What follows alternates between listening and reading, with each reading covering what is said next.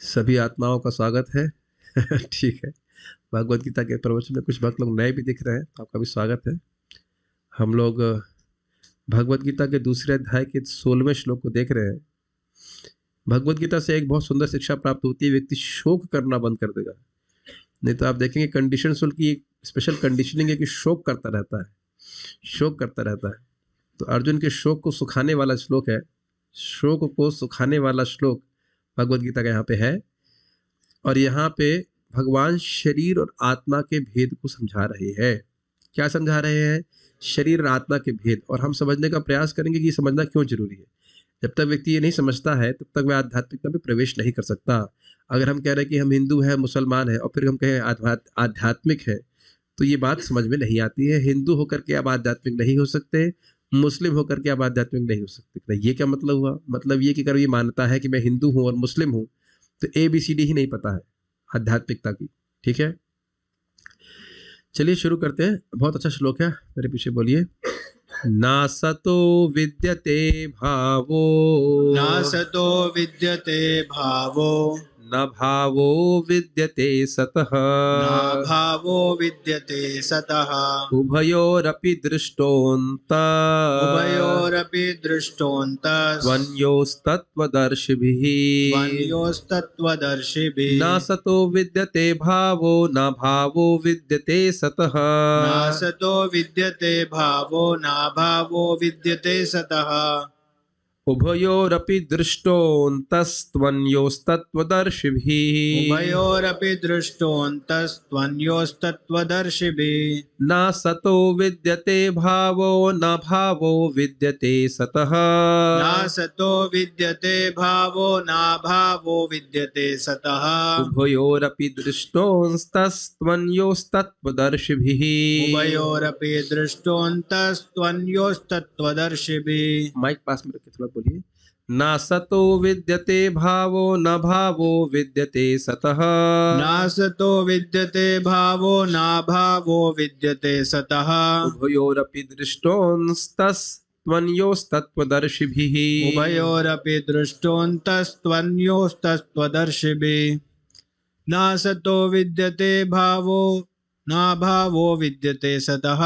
नासतो विद्यते भावो, न भावो विद्यते सतः, उभयोरपि दृष्टोऽन्तस्त्वन्योस्तत्त्वदर्शिभिः। उभयोरपि दृष्टोऽन्तस्त्वन्योस्तत्त्वदर्शिभिः। इसका अनुवाद पढ़ेंगे और फिर उसके बाद हम लोग इसके शब्दार्थ को देखेंगे, ताकि ठीक ठीक समझ में आए। भाव क्या है, अभाव, अभावो क्या है, असत क्या है, सत क्या है। इतने ध्यान से शायद हम लोग पढ़ते ही होंगे। तत्वदर्शियों ने यह निष्कर्ष निकाला है कि असत अर्थात भौतिक शरीर। तो असत शब्द किसके लिए आएगा बताइए? भौतिक शरीर, जो जड़ शरीर आप देख रहे हो। तो असत यानी भौतिक शरीर का तो कोई चिर स्थायित्व नहीं है। चिर मतलब क्या होता है? लंबा समय। और स्थायित्व मतलब स्थिरता। तो ये तो गलत बात लग रही है। पूरा जिंदगी तो जीते हैं हम लोग, 100 साल या 75 साल नहीं जीते हैं। तो भौतिक शरीर 75 साल तक नहीं रहा। क्या भौतिक शरीर 75 साल तक नहीं रहा? हाँ, हर क्षण भौतिक शरीर का परिवर्तन हो रहा है। जैसे गंगा जी में खड़े हैं तो एक ही जल से स्नान नहीं कर रहे हैं, यद्यपि जल में ही लगता है स्नान कर रहे हैं। समझ में आ रही बात? अग्नि देख रहे हैं, अग्नि लगातार नई नई प्रकट हो रही है। यद्यपि आप अग्नि को समान रूप से देख रहे हो, लेकिन अग्नि हर बार निरंतर परिवर्तनशील है। नया नया उसमें ईंधन जल के अग्नि के रूप में परिवर्तित हो रहा है। तो हमारा शरीर एक क्षण के लिए भी स्थायी नहीं है। ये पहले समझ लीजिए। बात समझ में आ रही कि नहीं आ रही? इस समय हमारे शरीर में कोई परिवर्तन आ रहा है? परिवर्तन तो बाहर भी आ रहा है। कभी कभी परिवर्तन बाहर भी आता है ही है बाहर। मल मूत्र के रूप में बाहर आता है, पसीने के रूप में बाहर आता है, बालों के रूप में बाहर आता है कि नहीं? किंतु सत यानी आत्मा अपरिवर्तित रहता है। सत यहाँ पे किसके लिए उपयोग कर रहे हैं? आत्मा के लिए। आत्मा का स्वरूप जानते हो? सत, सच्चिदानंद। मतलब सत मतलब शाश्वत, चिद मतलब ज्ञानमय और आनंदमय। तो असत मतलब अशाश्वत। समझ में आ गया? सच्चिदानंद में सत का मतलब क्या समझ रहे हैं? शाश्वत। और असत मतलब अशाश्वत। तो भौतिक शरीर शाश्वत नहीं है। उन्होंने इन दोनों की प्रकृति के अध्ययन द्वारा निष्कर्ष निकाला। अब इससे पहले हम आगे जाए, पहले तो अनुवाद को ही समझ लें।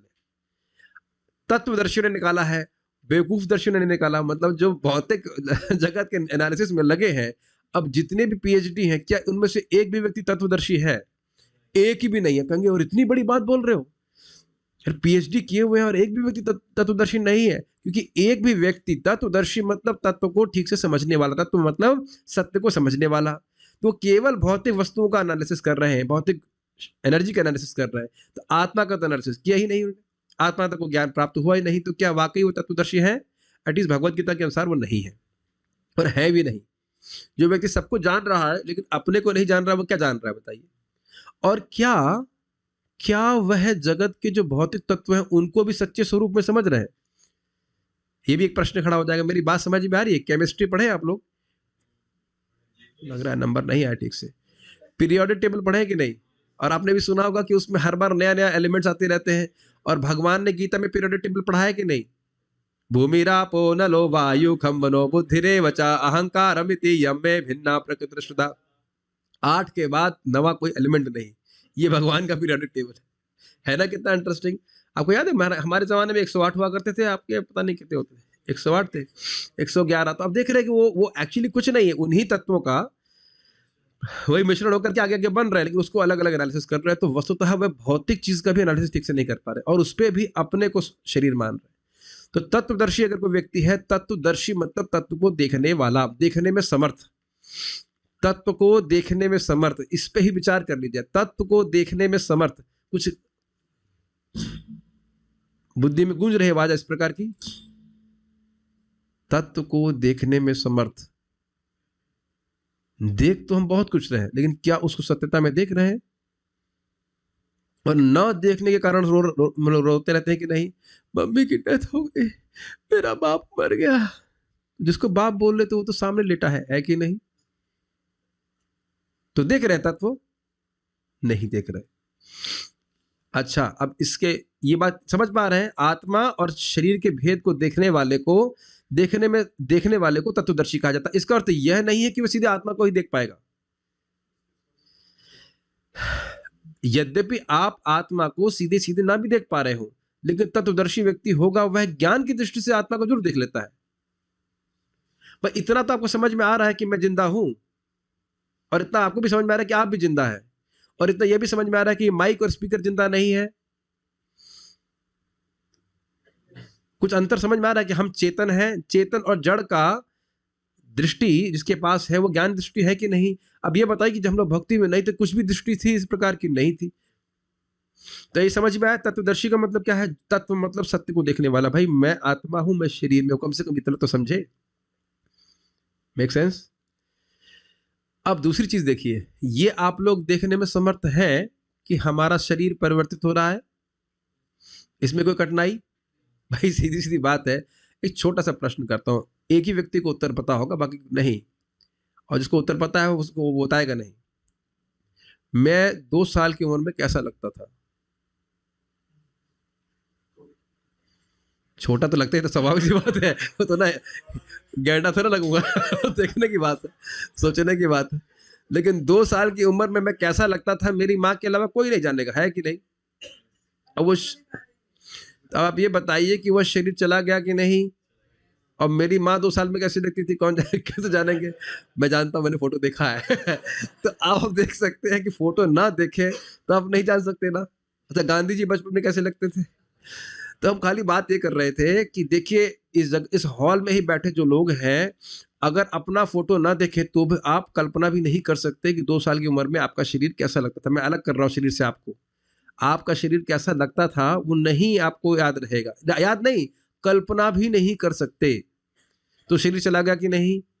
बड़ा बड़ा तो परिवर्तन देख ही रहे हो। ठीक है, अब आप ये बताइए, ये हम थोड़ा सा एक क्वेश्चन ओपन कर दे रहे हैं, माइक पास में है, पूछिएगा, माइक ऑन कर लीजिए। कितने लोगों को ये लगा कि आप परिवर्तित हो गए? प्रभु जी को लगा? माइक दीजिए, माइक दीजिए प्रभु जी को। थोड़ा समझ, ये इससे कि इसी को तत्व दर्शन करने का परंपरा है। हाँ, क्या चेंज हुआ आप में? मेरा शरीर चेंज हो रहा है, लेकिन आत्मा से कोई परिवर्तन नहीं हो रहा। अब आप देख रहे हैं कि जो विचार हम यहाँ उपस्थित करने का प्रयास कर रहे हैं, या उपस्थित भी नहीं, लाइटर की तरह इग्नाइट करने का प्रयास कर रहे हैं, ऐसी एजुकेशन कहीं नहीं होती आजकल के समाज में, जबकि सबसे महत्वपूर्ण एजुकेशन है, बल्कि यही एजुकेशन है, बाकी सब अज्ञान है। ये गीता का वचन। बारंबार हम यही सोच रहे हैं ना कि हम स्त्री हैं, पुरुष हैं, इत्यादि इत्यादि। स्वाभाविक है सोचना, अज्ञान में है पड़े हुए। लेकिन कम से कम यह तो समझना चाहिए कि मैं अज्ञान में हूं। इतना देखने का सामर्थ्य किस में नहीं है कि मैं परिवर्तित नहीं हो रहा। ये पहले बताइए कितने लोगों को समझ में आ रही है बात कि मैं परिवर्तित नहीं, मैं मतलब मैं नहीं, मैं मतलब हम सब लोग, हम लोग परिवर्तित नहीं हो रहे। जरा बता सकते हैं कुछ उदाहरण के द्वारा कि आपको क्या क्या उदाहरण अपने जीवन में देख सकते हैं जिससे आप ये प्रूव कर सकते हो कि आप परिवर्तित नहीं हुए। मुझे इसीलिए तो डाउट है कि बात समझ में आ रही है कि नहीं। देखिए ऐसे लगेगा गीता तो हम जानते हैं कि इंग्लिश में पढ़ा है, इंग्लिश में पढ़ा चुका हूँ इसको, श्लोक को हिंदी में भी पढ़ा चुका हूँ, फिर भी देखिए। हाँ प्रभु बताएंगे। हरे कृष्णा प्रभु जी। वो जो सोच है हमारी, जो हम अपने आप को, अपने आत्मा को शरीर से अलग नहीं कर पा रहे हैं, ये सोच हमारी कंटिन्यूअस बनी हुई है। नहीं, मेरा प्रश्न समझिए, मैं खाली पूछ रहा हूं कि आप कांस्टेंट हैं, इसका डायरेक्ट अनुभव क्या है आपको? हर चीज में हम खुद के लिए करना चाहते हैं, मतलब कि मैं ये कर रहा हूँ, या कुछ भी कोई हमें कुछ बोलता है तो मैंने देखा ना कि, हाँ माइक दीजिए। प्रभु जी, हम हाँ। चेतन है, चेतनता जो हमारे अंदर स्थित है। चेतना है। आप ये अनुभव कर सकते हैं कि अनुभव करने वाला व्यक्ति कॉमन रहा है, बस यही बोलना चाह रहा था। बच्चे के रूप में अभी आप ही लोग, आप लोग शायद गुड़िया के लिए रोए होंगे, हम कार के लिए रोए थे, आज भी याद है। कार के लिए, जैसे 500 रुपए की कार, आज भी याद है, 500 रुपए की कार खरीदी गई थी, उसको 5 मिनट खेला, फिर देखे भी नहीं। आज भी याद है, चौवा मारा था, तो बड़ा खुश हो गए थे। तो वो जो अनुभव करने वाला व्यक्ति है, अनुभव की बात नहीं कर रहा हूं, अनुभव चेंज हो रहे हैं, अनुभवी चेंज नहीं हो रहा है। Experience, person who is experiencing is not changing. मैंने यहाँ से कितने भक्तों को डांट लगाया, यहाँ पे हाथ भी नहीं खड़ा कर लो, ठीक है, सब लोग आए। आपको अनुभव है ना डांट खाने का, और आप अनुभव है कि प्रसाद भी खिलाया है, तो दोनों ही अनुभव करने वाले एक ही है कि नहीं? है कि नहीं? अनुभव करने वाला नहीं समझ पा रहे अनुभवी लोगों। तो अब आपको तात्पर्य, अनुवाद ही नहीं समझ में आ रहा है, तात्पर्य कैसे समझ में आएगा? This has to be understood. क्यों ये श्लोक क्यों समझना चाहिए? जब तक व्यक्ति आत्मा और शरीर के अंतर को नहीं समझेगा, तो आत्मा को अनुभव करने के लिए प्रयासरत होगा ही क्यों? जब हम थ्योरी भी ठीक से नहीं समझ पाएंगे कि हम आत्मा है, तो आत्मा की अनुभूति करने के लिए प्रयासरत ही क्यों होंगे? अरे भाई, मुझे मान लो ये पता भी नहीं कि मुझे जुकाम है, तो मैं दवा लेने वाला हूं क्या? बताइए। कम से कम अपनी बीमारी समझ में आनी चाहिए। बीमारी समझ में आ जाने से ठीक नहीं हो जाती है, लेकिन उसके लिए कम से कम ये तो व्यक्ति करे कि बीमारी को बढ़ाने वाले प्रयास हम ना करें, और बीमारी को कम करने वाले प्रयास ही करें। मेक सेंस और नॉट? इस समय हम लोग आत्मा की जागृति वाले कार्य कर रहे हैं, या शरीर को समझ में आ गया? समझ में आ गया। और आप लोग जानबूझकर बैठे हैं कि हाँ भाई, कुछ हम आत्मा के बारे में, भगवान के बारे में सुने। क्लियर? अब देखिए शब्द, देखिए मेरे शब्दार्थ मैंने पीछे बोले। ना, माइक पे बोलिए।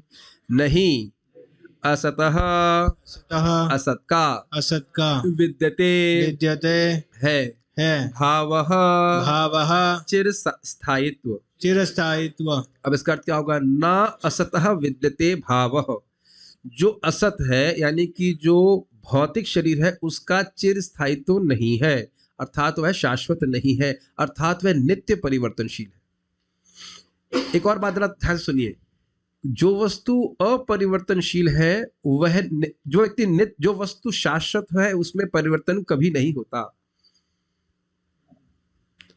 और जो वस्तु अशाश्वत है वह नित्य परिवर्तनशील है, उसमें कभी परिवर्तन होना नहीं रुकता। भगवत गीता जरा थोड़ा समझने में अधिक टफ है ना। जो वस्तु अशाश्वत है उसमें परिवर्तन होना कभी नहीं रुकता। ये डाइजेस्ट हो गया कि नहीं? ये सब लोग सुबह के ब्रेकफास्ट के बारे में सोच रहे हैं। देखिए, कहने की बात है कि भगवत गीता बहुत सोचने पे मजबूर कर देगी। फिर से सुनिए इस बात को, मुझे नहीं लग रहा है समझ में आ रहा है।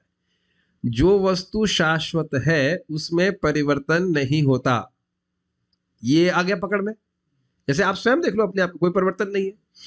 और जो वस्तु अशाश्वत है, नॉन इटर्नल, उसमें कभी परिवर्तन नहीं रुकता। शरीर को देख लीजिए, आसपास पेड़ को देख लीजिए। अच्छा, ये मुझे स्पीकर में तो कोई परिवर्तन नहीं नजर आ रहा। देखो, तुरंत बोल दिया नहीं, कॉन्शियस नहीं है। मैंने क्या बोला अभी? पहले बताइए। आपने कहा, मैंने कहा कि स्पीकर में कोई परिवर्तन नहीं दिखता, और उनका उत्तर क्या था? कॉन्शियस नहीं है। और अभी हम क्या बोल रहे हैं? जो वस्तु अशाश्वत है वह नित्य परिवर्तनशील है। आपने तुरंत झट से मेरी गलत बात को स्वीकार कर लिया। बहुत ध्यान देकर के सुनना पड़ेगा। स्पीकर में नित्य परिवर्तन है। कोई भी भौतिक वस्तु आपको दिखाई नहीं पड़ती तुरंत, लेकिन धीरे धीरे करके आप देख रहे हो वो डिजेनरेट कर रही है कि नहीं? क्या तुरंत आपको दिखाई पड़ रहा है कि आपके शरीर में परिवर्तन आ रहा है?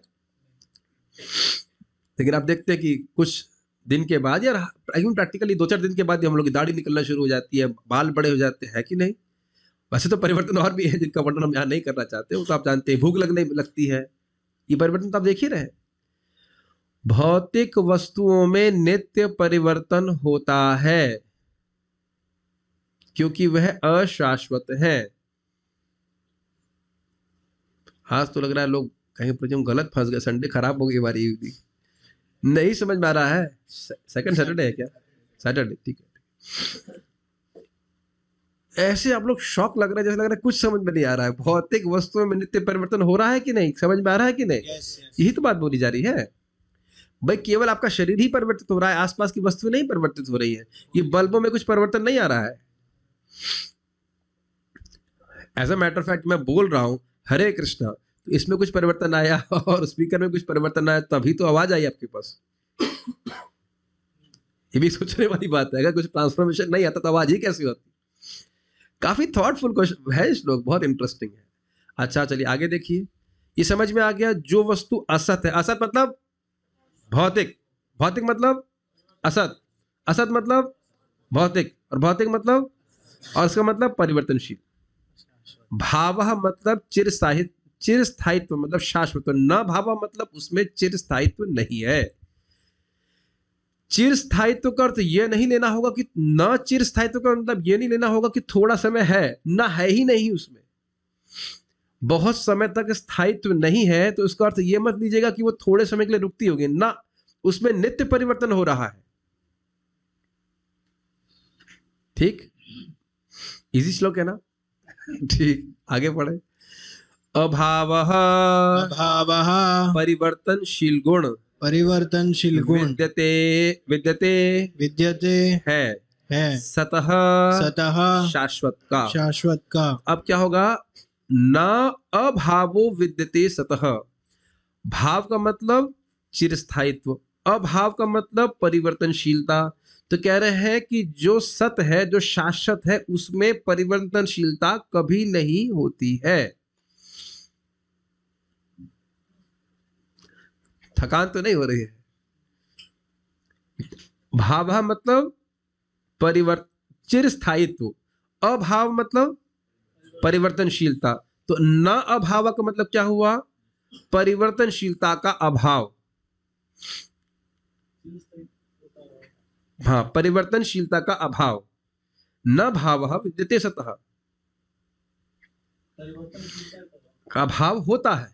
कहने का अर्थ यह है कि जो वस्तु शाश्वत है अर्थात आत्मा, उसमें कभी भी परिवर्तनशीलता नहीं होती है। तो सामान्य बात है, ठीक है। उभयो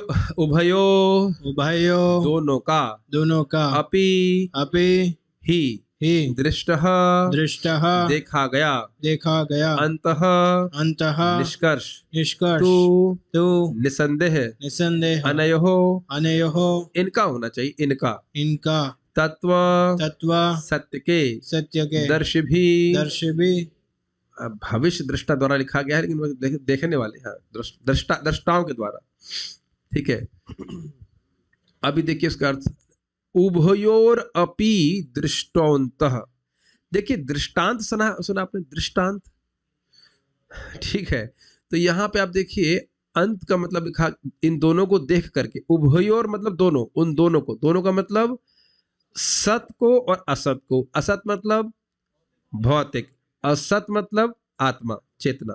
उन दोनों के स्वभावों को देख करके या उन दोनों के गुणों को देख करके अंततः यह निष्कर्ष निकाला गया है। निष्कर्ष का मतलब अब कोई यहाँ पे आर्गुमेंट की आवश्यकता नहीं है और मंथन करने की आवश्यकता नहीं। यही तो होता है। अंत में क्या बोला गया? अंत में यह बोला गया कि ना सतो विद्यते भावो ना भावो विद्यते सतः। हम लोगों को रिसर्च करने की जरूरत नहीं है। अब आप देखिए कि भगवान डांट लगा रहे ना अर्जुन को, क्या तुम रो रहे हो शरीर के नाश के लिए? भाई शरीर तो पहले से ही मरा हुआ है, पहली बात, और शरीर तो हमेशा, शरीर को आप बचा भी नहीं सकते, ठीक है? शरीर हमेशा परिवर्तनशील है। मृत्यु एक परिवर्तन है, अंत नहीं। अब जानते हैं देहांतर हो रहा है, देह का परिवर्तन हो रहा है, मृत्यु के समय भी देह का परिवर्तन हो जाएगा। तो कह रहे अनयोस तत्वदर्शी भी, जो तत्वदर्शी है वह इनके सत्य के बारे में इस निष्कर्ष को निकाल लिए है कि भाई जो आत्मा है उसका कभी नाश नहीं और शरीर का कभी स्थायित्व नहीं है। ये तो श्लोक समझ में आगे पढ़ते हैं। गीता भूषण टीका। इस प्रकार भगवान ने अर्जुन के पांडित्य की, अर्जुन क्षमा कीजिएगा हिंदी ठीक से नहीं लिखी गई है। इस प्रकार भगवान अर्जुन के पांडित्य की भर्त्सना कर रहे हैं। पांडित्य की भर्त्सना की जाती है क्या? सो कॉल्ड पांडित्य, जहां वह आत्मा के विज्ञान को नहीं समझ पा रहे थे इसलिए उनको डांट रहे हैं, क्योंकि उनका शोक अयुक्त था। क्या शोक था? आपको याद आ रहा है कि मैं अपि त्रैलोक्य राजस्य हेतु किम नु मही कृते। अरे इनको मार करके, मैं अपने सगे संबंधी को मार कर तीनों लोक भी प्राप्त करके क्या करूंगा? इससे तो अच्छा है कि मैं भीख मांग के रहूं। लेकिन देखिए, क्योंकि शरीर, ध्यान दीजिएगा, क्योंकि शरीर नाशवान है ही और हमारे जीवन का लक्ष्य है आत्म साक्षात्कार, तो अपने कर्तव्यों को जो आत्मा की अनुभूति में लाभकारी है उसको एग्जीक्यूट करने में, संपादित करने में व्यक्ति को शोक से अभिभूत नहीं होना चाहिए। लंबी लाइन समझ में आ गई सबको? भैया शरीर को कष्ट है या आपके परिवार में किसी को कष्ट है तो उसको ध्यान रखना चाहिए। Doing the needful is needed, लेकिन अपना भजन साधन, भक्ति का साधन जिसका है उसको नेग्लेक्ट नहीं करना चाहिए। भगवान के प्रति, सामान्य शब्दों में कहें, जो भगवान के प्रति कर्तव्य है उनको नेग्लेक्ट नहीं करना चाहिए। मैं ये नहीं कह रहा हूं कि कोई व्यक्ति बीमार है या कुछ भी और जो भी कर्तव्य है वो नहीं करने चाहिए, लेकिन भगवान के प्रति जो कर्तव्य है उनको छोड़कर नहीं करना चाहिए, उनको छोड़ना नहीं चाहिए।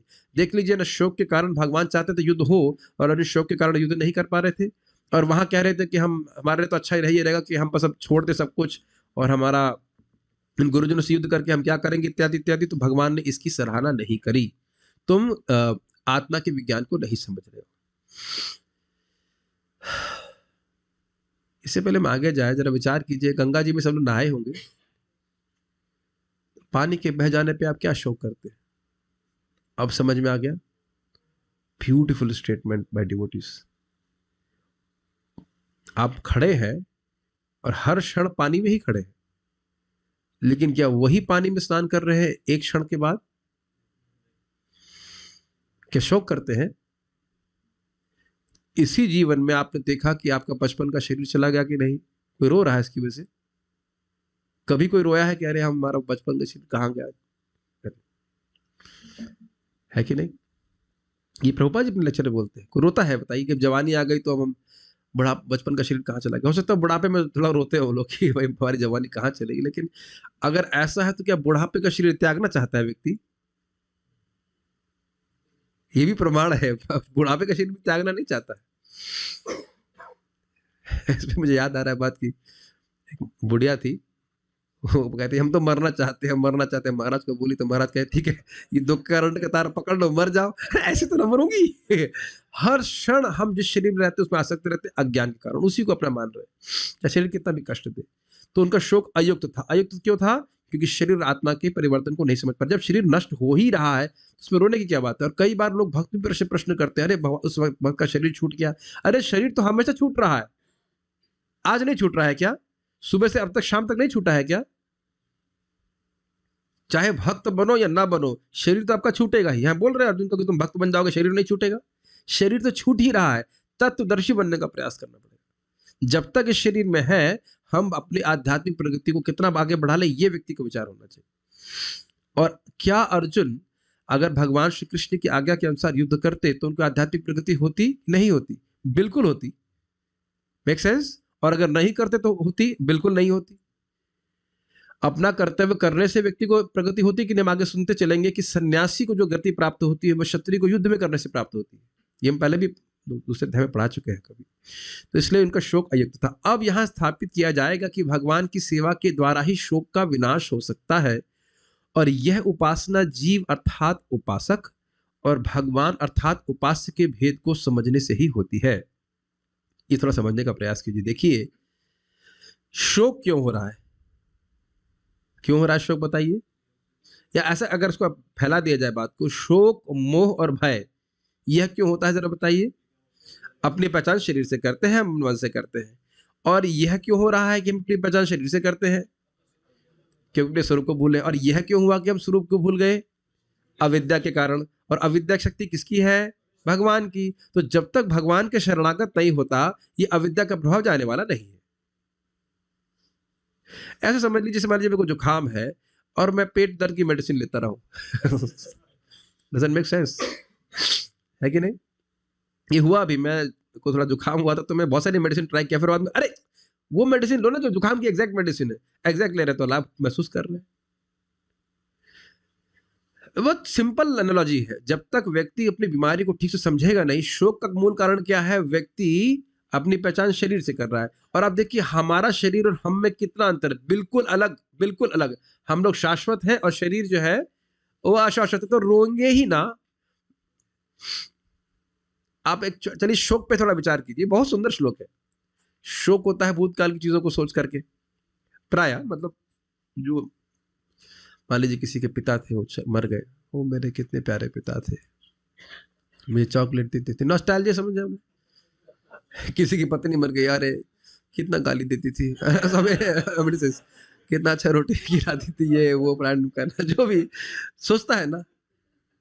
और आपने एक चीज नोटिस करी है, हम अपने गुण का आरोपण अपने अराउंड वस्तु और व्यक्ति पे करते हैं। केवल इसी को देखिए, बहुत अद्भुत बात है। हम सोचते हैं ये माउस मैंने खरीदा है और ये हमेशा मेरे साथ रहेगा, सोचा है ना आपने, इंट्यूटिवली हम सोचते हैं ये लैपटॉप खरीदा ही हमेशा मेरे संग रहेगा। पत्नी को सोचता है पत्नी से शादी की है तो लगता है वो हमेशा रहेगी, या माता पिता हमेशा रहेंगे, इत्यादि इत्यादि इत्यादि। जैसे आपको याद हो नारद जी क्या बोल रहे थे, वो सोच रहे थे कि मेरी माँ हमेशा मेरे साथ रहेगी, याद आ रहा है आपको, गॉन। क्या इतना आप लोग में देखने का सामर्थ्य है कि जो भी उनके बारे में भी हम सोच रहे हैं कि मेरे संग हमेशा रहेंगे, वो हो सकता है कल मेरे संग ना रहे। मतलब वाकई सामर्थ्य है, खाली हाँ बोले के लिए आया है, ऐसा नहीं। और ये तत्व दृष्टि होना चाहिए। देखिए अगर ये होगा उसके बड़े बड़े प्रभाव है। एक एक पॉइंट से बहुत सारे पॉइंट निकलेंगे कि एक तो हम दोस्त और दुश्मन बांटना छोड़ देंगे। कभी देखा है कि जो व्यक्ति आपका दुश्मन हो गया है अभी, वो शायद 5 साल पहले आप उसको जानते भी नहीं थे, और ये काल के प्रभाव में इस तरह से कुछ हमारे ड्रामा में लोग आ रहे हैं। Does it make sense. ये श्लोक बहुत सुंदर है, हमारे बहुत सारे शोक को निवृत्त करने वाला है। हो सकता है कुछ दिन बाद वो आपको कभी आपको we never know him also, हो सकता है मृत्यु हो जाए या कभी आपको बिल्कुल भूल ही जाए, आपसे दुश्मनी करना इत्यादि इत्यादि। श्लोक बहुत सिंपल लग रहा है लेकिन बड़ा इंटरेस्टिंग है। पहली बात तो समझ में आ रहा है कि भगवान की सेवा के बिना शोक का विनाश नहीं हो सकता। ये समझ में आ गया। शोक का कारण है अविद्या, अविद्या भगवान के द्वारा रचित है और अविद्या का नाश भगवान ही करने वाले हैं। और कब करेंगे, जब पूजा होगी उनकी, मतलब जब जीव उनके शरणागत होगा। तो हम अगर मैं और रुद्र प्रभु एक ही हैं तो मैं आपके शरण में कैसे जाऊंगा, गजब हैरान हूं भगवान तुम कैसे जाओगे समझ में आया, मैं भी ब्रह्म और आप भी ब्रह्म, तो ब्रह्म को ब्रह्म कैसे खिलाऊं मैं, बताइए। रोटी कैसे खिलाओ, रोटी भी ब्रह्म है, आप भी ब्रह्म है, तो वहां दिक्कत आ जाएगी ना। तो इसीलिए कह रहे हैं यहाँ पे प्रभुपाद समझाएंगे कि भाई ये समझना जरूरी है कि मैं ब्रह्म हूं, लेकिन मैं अणु ब्रह्म हूं, अणु बॉम्ब नहीं, अणु ब्रह्म हूं, छोटा। और भगवान क्या है, वह विभु ब्रह्म है, वह अनंत है। तो उनकी शरण में जाना ये मेरा कर्तव्य है। Make sense. जब ऐसा करेगा तो शोक जाएगा। और आप स्वयं भी अनुभव कर रहे होंगे भक्ति करने से कितना शोक अपने आप नष्ट हो रहा है। और अगर भक्ति छोड़ दे तो शोक के अलावा कुछ बाकी मेरा शोक कभी नष्ट नहीं हो सकता, बस समझ लीजिए। रोता ही रहेगा, रोते रोते व्यक्ति मतलब मर जाता है। क्या ये हम देख पा रहे हैं कि नहीं? क्या आप देख रहे हैं कि लोग रोते रोते मर रहे हैं, रोते रोते जी रहे हैं और रोते रोते मर रहे हैं, उनका शोक नष्ट नहीं हो रहा, यद्यपि उनके पास बहुत सारे भौतिक संसाधन हैं। अगर आपको अभी भी नहीं समझ में आ रहा था, गीता में तो एकदम दृष्ट है कि अर्जुन जैसा सामर्थ्यशील व्यक्ति भी रो रहा था, डिप्रेस था, गलत तो नहीं बोल रहे ना? बोल रहे ना, मेरा हस्त चैव क्या था श्लोक है, गांडीवम हस्त, मेरा गांडीव जो छूट रहा है, मेरे पूरा शरीर जल रहा है, इत्यादि इत्यादि। तो वो डिप्रेस थे कि नहीं? जब अर्जुन जैसा समर्थ व्यक्ति डिप्रेस हो जाएगा, अगर गीता का ज्ञान ना प्राप्त हो, तो हमारी और आपकी क्या बात है इसमें? क्लियर? ठीक है। ये समझ में आ रहा है कि उपास्य और उपासक का भेद जानने की क्या जरूरत है? उपास्य मतलब जिनकी उपासना की जाए, उपासक मतलब हम जो उपासना कर रहे हैं। तो इतना तो पता होना चाहिए ना कि भगवान भगवान है और मैं उनका दास हूं, तभी तो सेवा करेगा। ये बात है। अतएव भगवान ने जीव या फिर अंश या आश्रित या उपासक का वास्तविक भेद स्वयं से अर्थात अंशी या आश्रय या उपासक से दिया है इस श्लोक में, अर्थात श्लोक नंबर 12 में। इसको समझने का प्रयास कीजिए। 12 श्लोक में बताया गया था, नात्वे वाहम जातु नासम न त्वम नेमे जनाधिपः न चैव न भविष्यामः सर्वे वयमतः परम। ऐसा कोई समय अर्जुन नहीं था कि जब तुम नहीं थे, मैं नहीं था और ये राजा नहीं थे, और ऐसा कोई समय नहीं होगा कि तुम नहीं रहोगे और मैं नहीं रहूंगा, ये राजा नहीं रहेंगे। तो वहां भगवान अर्जुन में और अपने में अंतर दिखा रहे हैं। ये श्लोक भगवद गीता का आप लोग शायद जानते होंगे प्रायः। ऐसा कोई समय नहीं था कि अर्जुन तुम नहीं थे उपासक, और ऐसा कोई समय नहीं था कि मैं नहीं था, मैं मतलब अर्जुन नहीं, भगवान कृष्ण नहीं थे अर्थात उपास्य, मतलब अर्जुन और भगवान कृष्ण नित्य विद्यमान रहे। और ऐसा नहीं था कि ये राजा नहीं थे, ये राजा भी हमेशा विद्यमान रहे। तो वहां पे प्रभुपाद बड़ा क्लियर बताते हैं कि ये केवल उपाधि का भेद नहीं है। शरीर देख रहे हैं, जैसे आप देख रहे हैं कि भाई मायावादियों का सिद्धांत ये होता है कि हम तो सब आत्मा है, केवल उपाधि से ग्रसित होकर के हम अपने को अलग अलग मान रहे हैं। जैसे शरीर रूपी उपाधि नष्ट हो जाएगी, सब एक हो जाएगा। लेकिन ऐसा भगवान नहीं कह रहे, और कह रहे हैं कि ऐसा कोई समय नहीं होगा कि जब तुम नहीं रहोगे, मैं नहीं रहूंगा और ये राजा नहीं रहेंगे। अर्थात आत्मा की व्यष्टित्व को बता रहे हैं। आत्मा इंडिविजुअल रूप में हमेशा विद्यमान रहती, और वही बात यहाँ पे बताई जा रही है कि आत्मा का कभी नाश नहीं होता और शरीर का कभी स्थायित्व नहीं है। जो आत्मा के बारे में भगवान ने वहां बताया, वो बात यहाँ पे भी है। अच्छा, ये बताइए केवल ये आत्मा का ही गुण है या भगवान का भी यही गुण है? भगवान का भी वही गुण है, लेकिन भगवान और आत्मा में बहुत अंतर आ जाता है। क्या भगवान शाश्वत है और क्या आत्मा शाश्वत है? हाँ, लेकिन दोनों में शक्ति में और सामर्थ्य में और बहुत सारी चीजों में बहुत अंतर है। भगवान मायापति है, हम माया के प्रभाव में आ जाते हैं, लेकिन ये बात दोनों में कॉमन है कि ये शाश्वत है। ठीक है। अब कुछ इस प्रकार के वाक्य हैं, जैसे यदात्म तत्वेन तु ब्रह्म तत्वम दीपोपमेनेह युक्तः प्रपश्येत अजम ध्रुवम सर्व तत्वैर विशुद्धम ज्ञात्वा देवम मुच्यते सर्व पाशैः।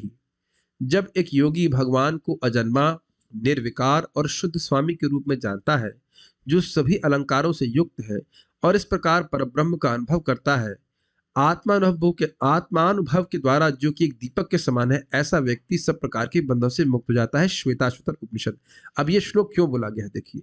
इससे पहले बलदेव विद्याभूषण जी क्या बोल रहे हैं कि जब व्यक्ति शोक क्यों हो रहा है, शरीर मान रहे, और शोक नष्ट कैसे होगा? भगवान की उपासना से। और ये उपासना केवल टाइम पास उपासना नहीं है, ये उपासना शाश्वत है।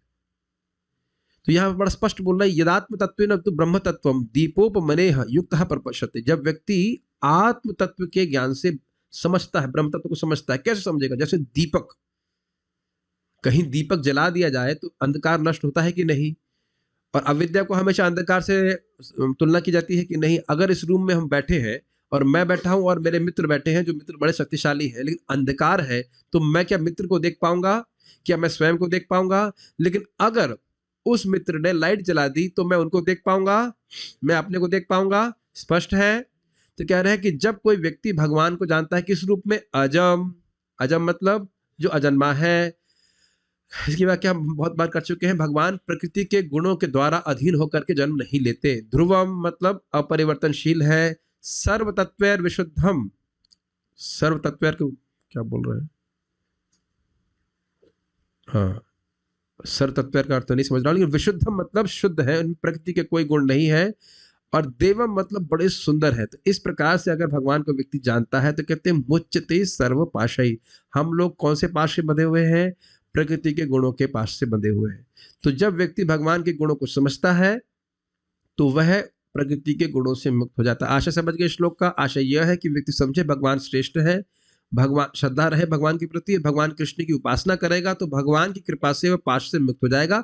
और यही चीज आप 10th अध्याय में पढ़ने वाले हैं कि जो व्यक्ति भगवान की भक्ति करता है तेषामेवानुकंपार्थम अहम अज्ञानजम तमः नाश्याम्यात्म भावस्तु ज्ञानदीपेन भास्वतः। जो व्यक्ति भगवान की भक्ति करता है, उनके श्रवण कीर्तन में लगता है तो भगवान प्रसन्न होकर के लाइट ऑन कर देते हैं, दीपक जला देते हैं। कौन सा दीपक? ज्ञान का दीपक। ज्ञान का दीपक अर्थात मेरा क्या भगवान से संबंध है उसको समझ में आ जाता है। कहाँ पे? हृदय में। ये समझ में आ रहा है श्लोक क्यों कोट कर रहे हैं? ये समझाने के लिए कि भगवान की उपासना के बिना ये माया का जो पाश है इससे जीव कभी मुक्त नहीं हो सकता। जैसा कि आप 7वें अध्याय में सुनते हो, देवी ऐसा गुणमयी ममाया दुरत्या मामेव यह प्रपद्यन्ते माया मिताम तरन्ति। जो व्यक्ति भगवान की शरण लेगा वही माया से पार हो जाएगा, और जो व्यक्ति भगवान की शरण लेगा वह माया से जरूर पार हो जाएगा। ये भी अर्थ है, दोनों अर्थ है। ठीक है, कठिन लग रहा है सब कुछ, लगने तो कठिन, क्या फर्क पड़ता है। ऐसे वाक्य यह प्रदर्शित करते हैं कि जो व्यक्ति सचेतन अंश, सचेतन मीन्स कॉन्शियस, आप लोग सचेतन है ना कि क्लास भारी लग रही है? हमारा माइक तो कुछ बोलता ही नहीं है। माइक बोलता सब कुछ है लेकिन ये नहीं बोलता है कि क्लास कैसे लग रही है। क्या ये सामर्थ्य माइक में है? आप लोग कुछ नहीं बोलते हैं लेकिन ये जरूर बोलते हैं कि भारी लग रही है कि हल्की लग रही है। ना बोले तो आंखों से बहुत बात बोल दी जाती है। ठीक है, तो जो व्यक्ति सचेतन अंश या जीव के स्वरूप को जानता है वह ही भगवान अर्थात सचेतन अंशी के स्वरूप को जानने के लिए योग्य हो पाता है। ये बड़ी सुंदर बात है, प्रभुपाद जी अपने तात्पर्य में इसको रखेंगे। देखिए, अगर कोई कहे कि भाई समुद्र को जानते हो, तो समुद्र को जानने से पहले व्यक्ति को समुद्र की कम से कम बूंद का तो अनुभव हो। और आप ये भी जानते हैं कि समुद्र को पूरा नहीं जान सकते, लेकिन समुद्र की एक अंश का एनालिसिस किया जाएगा तो उससे कुछ कुछ अंदाजा समुद्र का लग सकता है, एटलीस्ट गुणवत्ता की दृष्टि से। तो इसीलिए पहले आत्मा के बारे में समझना होगा, तब व्यक्ति भगवान के बारे में ठीक ठीक कुछ कुछ समझ पाएगा। देखिए, प्रायः इस जगत में लोग क्या मानते हैं, हम शरीर है कि नहीं, और वही काम क्रोध से भरा हुआ शरीर, सूक्ष्म स्थूल, और यही धारणा भगवान कृष्ण के ऊपर लगा लेते हैं कि नहीं, बताइए। देखिए, बात सीधी सीधी समझ में नहीं आती, जब उसको नेगेटिव में समझेंगे तो समझ में आ जाती। जैसे हम सोचते हैं कि हमारा शरीर है, वैसे ही सभी लोग प्राय सोचते हैं ना कृष्ण का भी इसी प्रकार का शरीर है। क्यों सोचते हैं? क्योंकि हम लोग सोचते हैं कि ये जैसा हमारा शरीर, इसके अलावा ऐसा और किसी का शरीर हो ही नहीं सकता है। क्या कोई कल्पना कर सकता है कि एक छोटे से बालक के मुंह के अंदर सारे ब्रह्मांड होंगे? और ऐसा मत सोचिएगा कि बुद्धू लोग ऐसा सोचते हैं। मैंने पहले भी बोल चुका हूँ, IIT में ऐसे ही मैंने कुछ बुक उठा ली थी। एक सेक्शन था जहाँ फिलोसफिकल बुक्स रखी रहती थी, और एक व्यक्ति थे तथाकथित फिलोसोफर, वो बोलते हैं कि absolute is a person according to Jiva Goswami, I think it's an absurd idea. Jiva Goswami जी के अनुसार, उन्हें जी तो नहीं लगाया था, उन्हें जीव बोला था, जीव गोस्वामी जी के अनुसार परम सत्य व्यक्ति है, ये कोई बहुत अच्छी बात नहीं है। अब उसको पूछो, भाई तू क्या कीड़ा है, एकदम कीड़ा है, और कहाँ जीव गोस्वामी जी, तुम कीड़ा भी नहीं उनके आगे, और तुम्हारे ओपिनियन की क्या वैल्यू है? हो सकता है जब लिख रहा हो तो दारू पी करके लिख रहा हो, कौन जानता है। ऐसे फिलोसोफर की क्या मतलब योग्यता है। अब एकदम समझ में आ रहा है ना भाई, बहुत बड़ी बड़ी डिग्री है लेकिन वो आचार्यों की बात पे विश्वास उसको नहीं है। क्योंकि बहुत सिंपल है, हम श्रद्धा से स्वीकार कर सकते हैं भगवान का स्वरूप अप्राकृत है, उसमें हमारे प्राकृत रूप की तरह लिमिटेशन नहीं है। तो जब व्यक्ति समझेगा कि मैं चिन्मय हूं, या एटलीस्ट अपने गुणों के बारे में थोड़ा थोड़ा समझेगा कि मैं शाश्वत हूं, तब धीरे धीरे समझ में आएगा कि भगवान किस प्रकार से शाश्वत है। मैं चेतन हूं, अगर ये समझ में आएगा तो ये समझ में आएगा, धीरे धीरे समझने का प्रयास करना है कि भगवान भी चेतन है। Does it make sense? Okay. इसी कारण से पहले जीव के बारे में ज्ञान एक समान रूप से सभी सनिष्ठ भक्तों को दिया जा रहा है। अब स्वाभाविक सी बात है, मैंने एकदम से श्लोक ले लिया तो सनिष्ठ नहीं समझ में आ रहा। देखिए, बलदेव विद्याभूषण जी के अनुसार गीता में 6 करके अध्याय बताए गए, तो उसमें प्रारंभिक 6 अध्याय जो है सनिष्ठ भक्तों के लिए। सनिष्ठ भक्त क्या होता है? जिसकी वर्णाश्रम पे बहुत श्रद्धा है और उसका लक्ष्य आत्मज्ञान प्राप्त करना है। वो समझ रहा है कि मैं शरीर नहीं हूं, मैं आत्मा हूं, लेकिन साधन क्या ले रहा है? कर्म योग, निष्काम कर्म योग।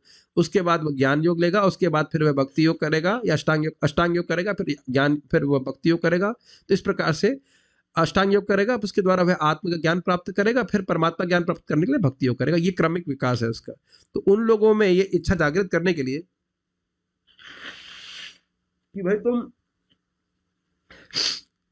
शरीर नहीं हो, ऑब्वियसली कि तुम शरीर नहीं हो, ये बात बोली जा रही है। उस दृष्टि से अगर कह रहे हैं, मतलब देखिए, अगर कोई व्यक्ति समझेगा कि मैं शरीर नहीं हूं, तो प्रश्न बनेगा कि मैं कैसे अनुभूत करूं कि मैं आत्मा हूं। ये प्रश्न आ जाएगा कि मैं कैसे अनुभव करूं कि मैं आत्मा हूं। तो उन लोगों को शिक्षा देने के लिए भगवान श्लोक बोल रहे हैं अकॉर्डिंग टू बलदेव विद्याभूषण भाई कि तुम शरीर नहीं हो, तुम आत्मा हो, तो तुम निष्काम कर्म योग करो। अब देखिए क्या होता है, प्राय लोग जब वर्णाश्रम में कुछ कर्म करते हैं तो उससे पुण्य मिलता है, और उस पुण्य से क्या चाहते हैं, स्वर्ग प्राप्ति। इस सब के पीछे क्या आधार है, मैं शरीर हूँ। जब व्यक्ति समझेगा कि मैं शरीर नहीं हूं, मैं आत्मा हूं, तो जब यज्ञ कर रहा है तो निष्काम भावना से करेगा। Does it make sense? Really it makes sense, it should make sense अगर व्यक्ति आत्मज्ञान प्राप्त करना चाहता है। क्या भक्ति में भी ऐसा करते हैं? ये प्रश्न अपने विवेक से पूछ लेना चाहिए। जब हम भक्ति कर रहे हैं तो कहीं भक्ति का उपयोग भौतिक वस्तुओं को प्राप्त करने के लिए तो नहीं कर रहे। ऑल्दो उसमें भी कोई हर्ज नहीं है लेकिन रिजल्ट थोड़ा सा लैग देर में आ जाएंगे। Anyhow that is a different topic, but idea is कि जब व्यक्ति समझेगा कि भाई हम शरीर नहीं है, हम आत्मा है, तो कम से कम आत्मा की अनुभूति के लिए प्रयास तो करेगा। तो इसलिए कह रहे हैं कि सबको एक प्रकार से ज्ञान दिया जा रहा है कि तुम आत्मा हो। ये तो कॉमन ज्ञान है ना। अब उसके लिए अलग अलग साधन अपनाएगा। कोई जो सनिष्ठ भक्त है वो वर्णाश्रम के नियमों का पालन करेगा, निष्काम भावना से भगवान को समर्पित करता हुआ चलेगा। जो परिनिष्ठ है वह भगवान की भक्ति करेगा और वर्णाश्रम के नियमों का पालन बाह्य रूप से करेगा। जो निरपेक्ष है वो केवल भक्ति करेगा। ये मुझे पता है कि एकदम से समझ में नहीं आएगी। जो सीक्वेंस में सुनेगा भगवत गीता को उसको समझ में आ जाएगी बात, लेकिन थोड़ा थोड़ा बताया हमने। बेसिक बात ये है कि आत्मा के ज्ञान के दिया जा रहा है ताकि व्यक्ति प्रेरित हो आत्मा की अनुभूति प्राप्त करने के लिए, साधन को स्वीकार करने के लिए। मुझे पता है कि आज लग रहा है किसी को कुछ भी समझ में नहीं आ रहा। ऐसा कुछ है क्या? कुछ ग्रहण कर पा रहे हैं? नहीं आ रहा समझ में? हाँ नहीं, हाँ, ऐसा कुछ भी नहीं है। ठीक है, ये भी एक आध्यात्मिक ज्ञान का कोई चिरस्थायित्व नहीं है आध्यात्मिक ज्ञान का कोई चिरस्थायित्व नहीं है। ये तभी तक रहता है कि जब तक हम क्लास सुनते हैं, उसके बाद सब गायब हो जाता है, तभी हम पवित्र हो रहे हैं। ठीक है, तो इस श्लोक और आने वाले श्लोकों में भगवान आत्मा के ज्ञान के बारे में बता रहे हैं, जिससे शरीर और आत्मा के भेद को समझा जा सके, ताकि यह समझावट शास्त्र के मध्य में अवरोध उत्पन्न न करे। ये बड़ी इंटरेस्टिंग बात है, बहुत इंटरेस्टिंग है। देखिए, अर्जुन जी को बात शुरुआत में क्यों समझ में नहीं आ रही थी? क्योंकि आत्मा और शरीर के भेद को नहीं समझ रहे। और ये प्रैक्टिकल अनुभव है।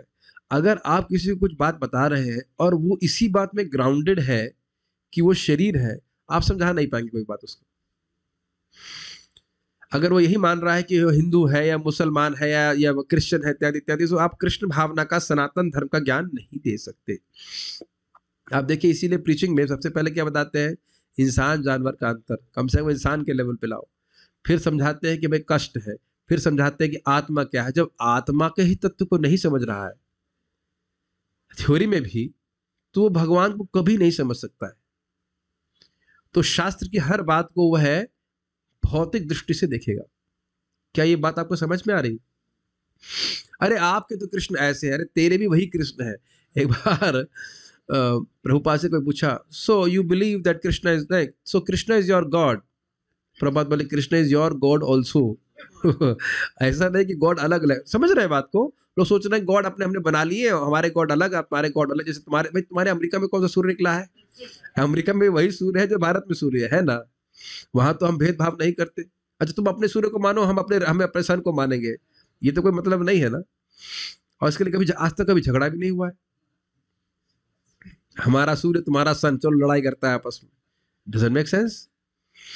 तो सनातन धर्म हिंदू और मुसलमान और क्रिश्चियन इसमें नहीं बन सकता कि सनातन मतलब ही जो बंधन से परे है। यस नो, सनातन मतलब ना तो जिसकी आदि है और ना उसका अंत है। तो सनातन धर्म का ही मतलब होगा कि इस प्रकार की श्रद्धा से वो बाहर है, विश्वास से बाहर है। इस प्रकार का विश्वास है कि मैं हिंदू है, मुसलमान हूं। हिंदू और मुसलमान एक उपाधि है। तो हम खाली बात ये कर रहे थे कि शास्त्र के मध्य में अवरोध उत्पन्न न करें। मतलब एक बार पहले समझ लो कि तुम हो कौन, उसके बाद आगे की बात करना। ठीक है, एक छोटा सा मैं उदाहरण दूं। हमारे एक रिश्तेदार है, वो कुत्ता पालने में बहुत रुचि, हो सकता कभी प्रवचन सुनेंगे तो बुरा मान जाएंगे, लेकिन उनके अन्य लोग भी हैं ऐसे, मतलब उनको जानवरों से बहुत प्रेम है। तो मैंने कहा ऐसा उसको पालिए मत। तो कहा आपने तो बोला है कि कण कण में भगवान है। मैंने कहा अच्छा, अब इतने एडवांस हो गए।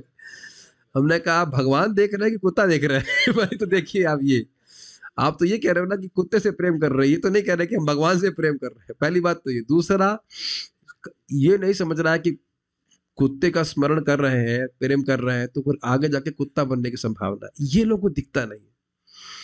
तो खैर वो मान गए, कहते हैं ठीक है मैं इस कुत्ते को प्रसाद खिलाऊंगी और उसके बाद आगे जाकर कुत्ता नहीं पालूंगी। इतना बुद्धि धीरे धीरे आएगी कि नहीं आएगी पता नहीं, मान गए थे किस बात को। हाँ, एक प्रश्न है कि खाली कुत्ते में भगवान दिख रहा है तुमको, भगवान जहां विग्रह में नहीं दिख रहा, और खुद बोला कि हम 4 माला करेंगे उसके बाद कुत्ता घुमलाने जाएंगे, तो भगवान की सेवा में बाधा आ रही है ना। मैं खाली ये बात बोल रहा हूं कि लोग फिलॉसफी को या शास्त्र को ठीक से नहीं समझ पाते जब तक ये ग्राउंडिंग क्लियर नहीं हो कि मैं आत्मा हूं, ठीक है। या फिर भक्ति में आने के बाद भी वो बोलते हैं ये ब्राह्मण है, ये कायस्थ है, या ये शूद्र है, इत्यादि इत्यादि सब बातें बोलते हैं। तो कहाँ गई हमारी ग्राउंडिंग, जरा बताइए कि हम आत्मा है, कायस्थ आत्मा होती है, गुजराती आत्मा बंगाली उड़िया आत्मा, ऐसे कुछ होता है कहीं, तो कई शब्द उपयोग नहीं कर रहे हैं ना। तो थोड़ा सा विचार करना चाहिए, इस तरह की भावना से भी व्यक्ति को मुक्त रहना चाहिए। इसीलिए बारंबार आत्मा के तत्व को वर्णन किया गया है भागवत में, भगवत गीता में। चलिए, जो वस्तु परिवर्तनशील है, जैसे कि यह शरीर अर्थात असतः, असतः मतलब भौतिक शरीर, उसका अपरिवर्तनशील स्वभाव नहीं होता, अर्थात भाव, भाव मतलब था चिर स्थायित्व। ये लाइन समझ में आ गई, समझाऊं? असतः अर्थात भौतिक शरीर और भाव अर्थात स्थिरता। Very good. तो न भाव मतलब जिसमें कभी कोई स्थिरता नहीं है। असतः वस्तु का, असत भौतिक शरीर का, भौतिक वस्तु का, शरीर ही नहीं भौतिक वस्तुओं का कोई स्थायी अस्तित्व नहीं। उदाहरण दो दिए गए थे, एक जल वाला और दूसरा अग्नि वाला। जैसे नदी में स्नान कर रहे हैं, बार बार जल आ रहा है, लग रहा है हम जल में बैठे हुए हैं, लेकिन परिवर्तन हो रहा है जल का। अग्नि भी उसी प्रकार से परिवर्तनशील है, लेकिन लग रहा है कि वही लौ देख रहे हैं। उसी प्रकार से हम लग रहा है कि हमारा शरीर में कोई परिवर्तन नहीं हो रहा है, ये आसपास के स्थान वस्तु में परिवर्तन नहीं हो रहा है, लेकिन परिवर्तन नित्य है, उसको आप रोक नहीं सकते। इसलिए शोक करने की आवश्यकता नहीं है। Stop worrying about things you can't control. सुना है आपने? सुना है ना? बड़ा प्रसिद्ध उक्ति है। तो भाई जब परिवर्तन को रोक ही नहीं सकते तो उसमें शोक करने की क्या जरूरत है। जो निर्विकार आत्मा है अर्थात सतह, उसका परिवर्तनशील स्वभाव नहीं होता, अर्थात अभाव। ये समझ में आ गया? तो प्रभु जी, हमारे अंदर ये शोक, मोह और भय क्या है? ये हमारे अंदर है कि ऊपर है? यस। अनर्थ उपशमो साक्षात भक्ति योगम अधोक्षजे। ये अनर्थ ना एक मलाई की तरह अगर ऊपर ऊपर की बात है। आत्मा को टच नहीं करते, केवल आत्मा मिथ्या अहंकार के कारण अपनी पहचान अपने मन के परिवर्तनों से करती है। आज ही महाराज इस बात को बता रहे थे, I have got so many likes, I am so happy. why one dislike, I am so unhappy। नहीं समझ रहे इस बात को? लाइक डिसलाइक केवल यूट्यूब पे ही नहीं होता है, फेसबुक में नहीं होता है, जगत में भी तो होता है ना। और आपने एक चीज देखी है, मान लो 100 लोग आपकी प्रशंसा कर रहे हैं और एक व्यक्ति बोल दे भाई आप अच्छा काम नहीं कर रहे, पूरा मन उसी पे केंद्रित होता है, उसने क्यों नहीं प्रशंसा करे। महाराज बड़ा विरोध में कहते हैं, कह रहे भाई कुछ ऐसे वक्ता होते हैं जो ये नहीं देखते कौन आया है, वही देखते कौन नहीं आया है। एक व्यक्ति ने उसी तरह मन लगे वो नहीं आया, वो नहीं आया, ऐसे कर। कितना अमेजिंग है ना कि इस श्लोक को अगर आप अप्लाई कीजिए कि हम अपरिवर्तनशील हैं और हम अपने सुख को परिवर्तनशील वस्तुओं में ढूंढ रहे हैं। परिवर्तनशील एटमॉस्फेयर क्या बोलेंगे, पर्यावरण में खोज रहे हैं। मूर्खता है कि नहीं? और क्या यह संभव है कि जो वस्तुएं आज अच्छी लग रही हैं वो हमेशा हमारे साथ रहेंगी ही? और क्या ये जरूरी है कि जो हमारे साथ रहेंगी वो हमको सुख ही देती रहेंगी? बहुत सारे रिफ्लेक्शन इसके ऊपर आप ले सकते हैं, लेकिन इतना समझना चाहिए कि हम परिवर्तनशील नहीं है। हाँ, हमारी चेतना जरूर दूषित हो जाती है, ये बात सत्य है, और वह भगवान की भक्ति करने से फिर ठीक भी हो जाती है। शरीर का स्वभाव है परिवर्तनशील होना और आत्मा का स्वभाव है अपरिवर्तनशील होना। क्लियर? ठीक है। यह सिद्धांत जो शरीर और आत्मा के बारे में है, अर्थात शरीर जिसे असत की संज्ञा दी गई है, मतलब असत कहा गया है, और आत्मा जिसे सत की संज्ञा दी गई है अर्थात सत कहा गया है, उसका साक्षात्कार उन लोगों को होता है जो दोनों के स्वभाव को जानते हैं, अर्थात तत्वदर्शी भी। अब जरा इसको समझने का प्रयास कीजिए। जो तत्वदर्शी है वह समझ रहा है कि आत्मा और शरीर में भेद क्या है,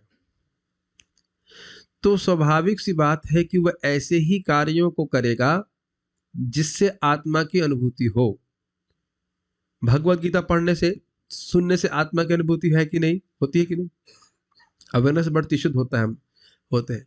और भोग करने से, और आप एक्चुअली महाप्रभु के शब्द है, भोग का अद्भुत स्वभाव है कि व्यक्ति जितना भोग करता है वो उसको उतना और अंधा कर देता है। वो समझ नहीं पाता है, जो एकदम दृष्ट है वस्तु वह भी नहीं देख पाता। मैंने एग्जाम्पल दिया ना कि पिताजी मर गए, वो रो रहा है कि मेरे पिताजी चले गए। कौन चला गया? आत्मा चला गई। तो जिसको आप प्रेम कर रहे थे उसको तो आपने पूरा जीवन देखा नहीं। घोर अज्ञान है कि नहीं? कोई यस नहीं, कोई नो नहीं, क्या कोई तत्वदर्शी नहीं बैठा यहाँ पे? इतनी देर से पढ़ा रहा है, अब तक कोई तत्वदर्शी नहीं बन पाया? आपको स्ट्राइक नहीं करता है किसके पिताजी मरे हैं अभी तक? आपको जैसे आपके पिताजी का शरीर भी छूटा है, मेरे पिताजी का भी शरीर छूट गया, तो पिताजी भी कहीं है कि नहीं? सिंपल। जैसे मेरे पिताजी का जब शरीर छूटा तो मेरे मामा जी बोले, वो क्या बोले कि मामा जीजा जी का शरीर छूट गया। मैंने कहा ठीक है, शरीर चेंज हो गया। तो उनकी बेटी सुन रही थी इस बात को, आपकी बात हमको समझ में नहीं आती, आप लोगों की, हम दोनों बात कर रहे हैं, ठीक है शरीर छूट गया। जैसे मतलब ये मेरा माउस छूट गया, ये शरीर छूट गया। और ये कोई पहली बार हो रहा है क्या? इसी जीवन में मैंने बताया ना कितनी बार शरीर छूट गया है। तो अब आप बताइए कि जो व्यक्ति शरीर और आत्मा के भेद को समझेगा, क्या वह उन क्रियाओं में लगेगा जिससे उसकी शारीरिक चेतना बढ़ जाए? ये बता दीजिए बस, सीधी बात। तो जो आदमी आत्मा के कार्य में समझ रहा है कि मैं आत्मा हूं, आत्मा कार्य में लगेगा, तो क्या आत्मा का अनुभव नहीं कर लेगा? सिंपल विज्ञान है, इज इट नॉट? और जो व्यक्ति नहीं समझ रहा है कि मैं आत्मा हूं, वो शरीर को शारीरिक चेतना, भोग की चेतना वाले कार्य के अनुसार कार्य करेगा, वही इसी कचरे में पड़ा रहेगा कि मैं आत्मा हूं। सीधी सीधी बात, सॉरी मैं शरीर हूं। अभी भी नहीं समझ पा रहे। मैं चाह रहा हूं कि आप लोग थोड़ी दृष्टि डालिए, बढ़ाइए इसमें। जैसे आप लोग नोएडा जाएंगे, वहां बाहर जाएं, दिल्ली में जाते हैं कहीं पे भी, तो देखिए क्या लोग बारंबार इसी कार्यों में नहीं लगे हो जिससे उनकी शारीरिक चेतना बढ़ती चली जाए। बड़े बड़े मॉल और ये सब। और महाराज इस बात को बड़े सुंदर तरीके से समझा रहे हैं कि देखिए, महाराज अमेरिका में गए थे, परम पूज्य राधा गोविंद महाराज बड़ा सुंदर बात कर रहे थे कि देखिए शरीर के और उसके भोग के लिए कितने बड़े बड़े भंडार है वहां पे, है कि नहीं? और नए नए तरह से वही आहार निद्रा भय मैथुन, उसी को अलग अलग तरह से पैकेज किया जा रहा है, लेकिन आत्मा की प्राप्ति के लिए एक भी वस्तु नहीं है, एक भी नहीं है। Is not shocking? इतनी बड़ी सभ्यता और एक भी स्टोर पे नहीं मिलेगा कि आपको आत्मा के लिए कुछ जानकारी प्राप्त हो। Quite shocking. और भारत में भी अब कमी ही दिखती है। Make sense? नहीं? ये समझ में आ रहा है कि तत्वदर्शी होने से क्या फायदा होता है? जब समझ लिया कि मैं आत्मा हूं, तो व्यक्ति आत्मा की अनुभूति करने के लिए ही प्रयासरत रहेगा। अब कहे प्रभु जी हमने सुन तो लिया लेकिन एक्सेप्ट नहीं कर रहे, सुनते रहिए। और मैं आपको प्रैक्टिकल बोल रहा, होगा क्या? भक्ति करेंगे, ठीक है, भक्ति कर रहे हैं, और भक्ति करते करते आपको विषयों की असारता अनुभव होने लग जाएगी। Make sense to you? आहार निद्रा भय मैथुन जो कुछ भी है, उसका जो टेस्टलेसनेस है वो अनुभव होने लग जाएगी। This is a very great realisation. मेरी बात समझ में आ रहा है आप लोगों को? देखिए, भले ही आपको तुरंत भक्ति का टेस्ट, हाई फाई वाला टेस्ट नहीं मिले, लेकिन इधर एक जो प्रभाव है वो ये है कि इधर के जो भोग हैं वो बिल्कुल नहीं अच्छे लगे। यद्यपि कभी व्यक्ति प्रवृत्त भी हो जाए, लेकिन अब उसमें वो टेस्टलेसनेस, जो उसकी टेस्टलेसनेस है वो रिवील हो गई है। अब मेरी बातें समझ पा रहे हो? उसका कोई सुख नहीं दे रहा है भोग, लेकिन उसका जो टेस्टलेसनेस है, जो असारता है, वो भगवान प्रकाशित कर दे रहे हैं। भाई इसमें कुछ नहीं रखा है। तो जब ऐसा बात आएगी तो व्यक्ति स्वाभाविक रूप से उधर के प्रयासों को कम करते हुए भक्ति की तरफ आगे बढ़ने का प्रयास अधिक करेगा। ये भी प्रैक्टिकल एप्लीकेशन है। अरे भाई, जब मैं मेरा स्वभाव से संबंध है और वो संबंध प्राप्त कर लूंगा तो मैं असीमित रूप से सुखी हो जाऊंगा, तो क्यों ना उसी के लिए तपस्या करूं। पता नहीं आप लोग उसे कभी सोचते हैं कि नहीं, सोचते ही शायद होंगे। महाराज के शब्द मेरे मन में घूम रहा था, परम पूज्य वृंदावन चंद्र, बड़ा सिंपल सी बात, पहले भक्ति विषय की बात बोल रहे थे कि भाई तपस्या भोग प्राप्ति करने के लिए नहीं करनी चाहिए, क्योंकि भोग क्षणिक होते हैं। याद आ रहा है? यही श्लोक यहाँ पे कनेक्ट कर रहे हैं कि नहीं? असत विद्यते भाव, वो असत है। भोग जो है वह असत है, वो क्षणिक है और निकृष्ट है। दोनों बातें समझ रहे हैं? मतलब उनकी क्वालिटी बहुत लो है, एकदम बेस है भोग, मतलब आहार निद्रा भय मैथुन के भोग, और वह कुछ क्षण के लिए ही है। पूरा जीवन भी प्राप्त हो तो भी कुछ क्षण के लिए ही है। प्लीज मेरी बात समझ लीजिए, इतना मुझे निरुत्साहित मत कीजिए आप। देखिए, बीमार होकर भी मैं क्लास दे रहा हूँ, इतना मुझे दुखी मत कीजिए, प्लीज समझ लीजिए मेरी बात को। अगर ये समझ लेंगे ना तो व्यक्ति बहुत उत्साहित रहेगा भगवान की प्रेम भक्ति प्राप्त करने के लिए। क्या पड़ा है, लोग लगे पड़े ना तपस्या में, जितनी मेहनत कर रहे हैं तब भोग प्राप्त करने के लिए, उतना भक्ति तो नहीं कर रहा है। कौन व्यक्ति 12 घंटे जब कर रहा हो या भागवत पढ़ रहा हो, कोई नहीं कर रहा है, मोस्टली नहीं कर रहे लोग। तो ये समझ में आ गया, जो तत्वदर्शी है वो समझेगा तो प्रयास उधर करेगा जहां से आत्मा की अनुभूति हो, और वह आगे बढ़ जाएगा। नाशवान अचेतन वस्तुएं, जैसे कि यह शरीर असत कहलाता है, और अनाशवान आत्मा जो सचेतन है उसे सत कहा जाता है। वही बात थोड़ा अलग तरह से कह रहे हैं, समझ में आ गया। उसी प्रकार का सिद्धांत विष्णु पुराण में उद्धृत किया गया है। ज्योतिषी विष्णुर्भुवनानि विष्णुर्वनानि विष्णुर्गरयोदयश्च नद्यः समुद्राश्च स एव सर्वं यदस्ति यन्नास्ति च विप्रवर्यः। ये प्रभात कोट भी करते हैं अपने में। हे ब्राह्मणों में श्रेष्ठ, विष्णु ही ग्रह है, विष्णु ही जगत है, विष्णु ही वन है और दिशाएं है, वही नदी और समुद्र है, वही सब कुछ है, चाहे वह सचेतन हो या अचेतन। विष्णु पुराण 2:12-38। यहाँ पर नास्ति शब्द जड़ पदार्थ को इंगित कर रहा है और अस्ति शब्द सचेत जीवों को इंगित कर रहा है।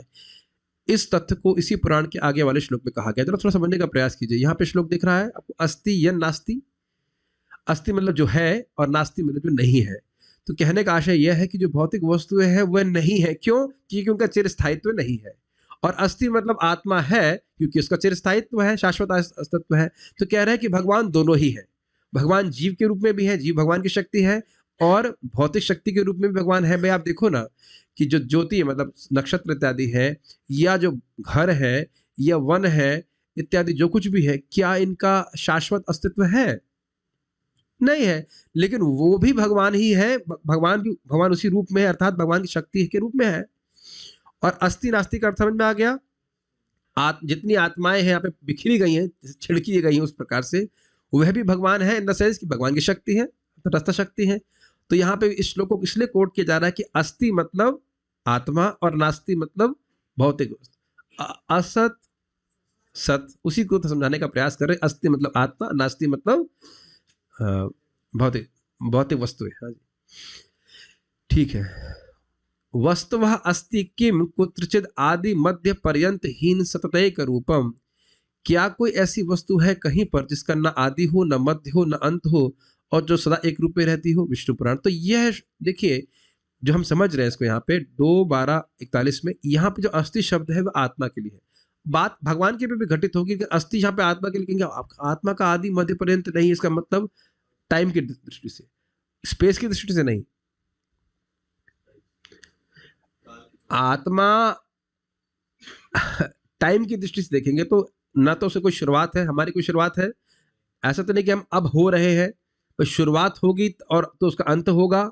जब किसी की शुरुआत होगी तो अंत भी होगा और उसका मध्य भी होगा। तो कहते हैं आत्मा की कोई शुरुआत नहीं है, कोई मध्य नहीं है और कोई अंत भी नहीं है, तो इसलिए उसको अस्थि कहते हैं। बेसिकली यहाँ बोल रहे हैं अस्थि शब्द आत्मा के लिए, और वही सब बात भगवान के पर भी घटित होगी। भगवान का भी इस प्रकार से हम जानते हैं।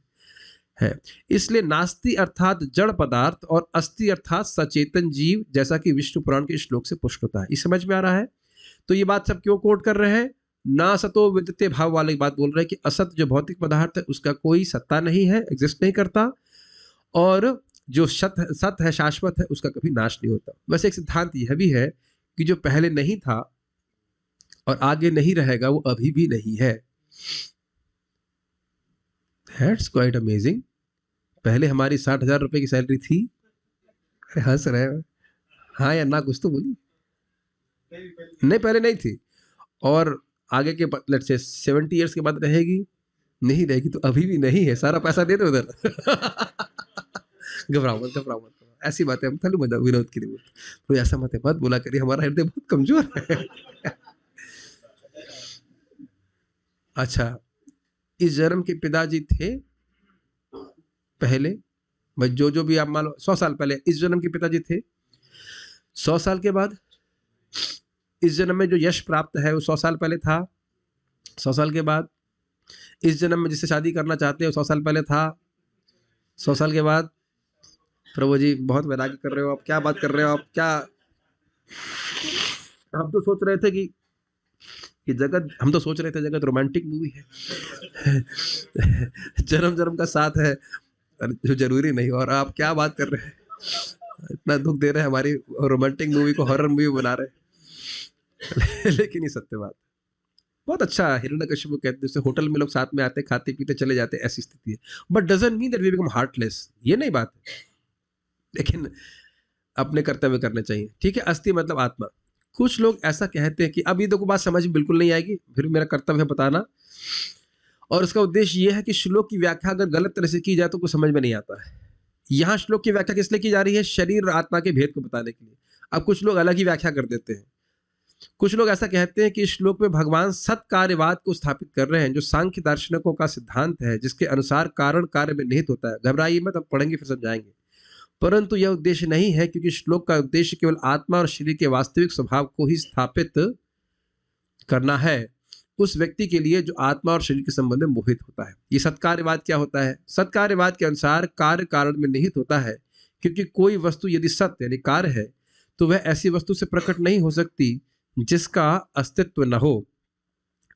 इससे यह स्थापित होता है कि प्रकृति ही एकमात्र ब्रह्मांड की सृष्टि और प्रलय का कारण है और इसमें भगवान की आवश्यकता नहीं है। यहाँ इस श्लोक से हाँ चलिए इतना पहले समझा देता हूँ। लेकिन कुछ लोग ऐसे फिलोसफर होते हैं जो कहते हैं कि भाई ये जो जगत है ये कार्य है, इफेक्ट है, और कार्य में कारण होता है। जैसे कि देखिए इस मृदंग में मिट्टी है कि नहीं? मिट्टी है, स्वाभाविक सी बात है, कोई भी इफेक्ट है उसमें कारण तो होना ही चाहिए। तो कह रहे हैं ये जगत शाश्वत है, और अब ये जगत शाश्वत है तो उसका जो कारण है प्रकृति वो भी शाश्वत है। तो ऐसा नहीं कि कभी कभी कोई सृष्टि हुई, ये कहना चाहते हो। अब आप देखो इस एक्सप्लेनेशन को आप सुनेंगे तो क्या समझ में आएगा गीता में? कुछ भी समझ में नहीं आएगा, इसका कोई संबंध ही नहीं है। यहाँ पे इस जो पूरा डिस्कशन चल रहा है आत्मा शरीर के भेद के बारे में, उसका इस फिलॉसफी से कोई संबंध नहीं। और जबकि ये बात नहीं समझ पा रहे हैं कि यद्यपि मान भी लिया चलो प्रकृति तो शाश्वत है, लेकिन आप जानते हो कि प्रकृति जड़ भी है। तो जड़ वस्तु अपने आप सृष्टि नहीं कर सकती। जैसे मान लीजिए कि आप उदाहरण सुन चुके हैं कि बिच्छू के बच्चे चावल के ढेर से बाहर निकलते हैं, देखे जाते हैं। तो क्या चावल का ढेर बिच्छुओं का माँ हो गया? अब जानते हैं कि हम भले दिख ना रहा हो, लेकिन बिच्छू का मादा बिच्छू और नर बिच्छू मिल करके मादा बिच्छू अंडे देती है और वह चावल के ढेर में रखती है। तो उसके उस वातावरण से पोषित होकर के बिच्छू के बच्चे बाहर निकलते हैं, लेकिन चावल के अंदर सामर्थ्य नहीं है, चावल के ढेर में सामर्थ्य नहीं है कि बिच्छू के बच्चे को जन्म दे दे। यस और नो? तो अब इस प्रकार की वो बात करते हैं, कितनी बेसिर पैर की बात है कि भाई ये जगत हमेशा है, से रहा है, हमेशा रहेगा, और इसमें भगवान की कोई जरूरत नहीं। जबकि आप जानते हैं, अच्छे से भागवत सिद्धांत जानते हैं कि भगवान ही इस जगत के आदि अंत है, जन्माद्यस्य यतः जानते हैं। और यद्यपि भगवान पूरी तरह से स्पिरिचुअल है, फिर भी वह दृष्टिपात के द्वारा भौतिक प्रकृति पे क्षोभ उत्पन्न करते हैं।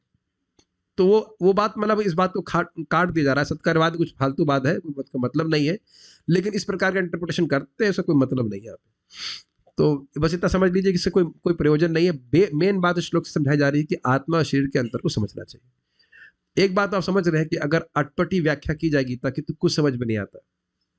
इतना तो समझ में आ रहा है ना कि आत्मा शाश्वत है और शरीर नाशवान है।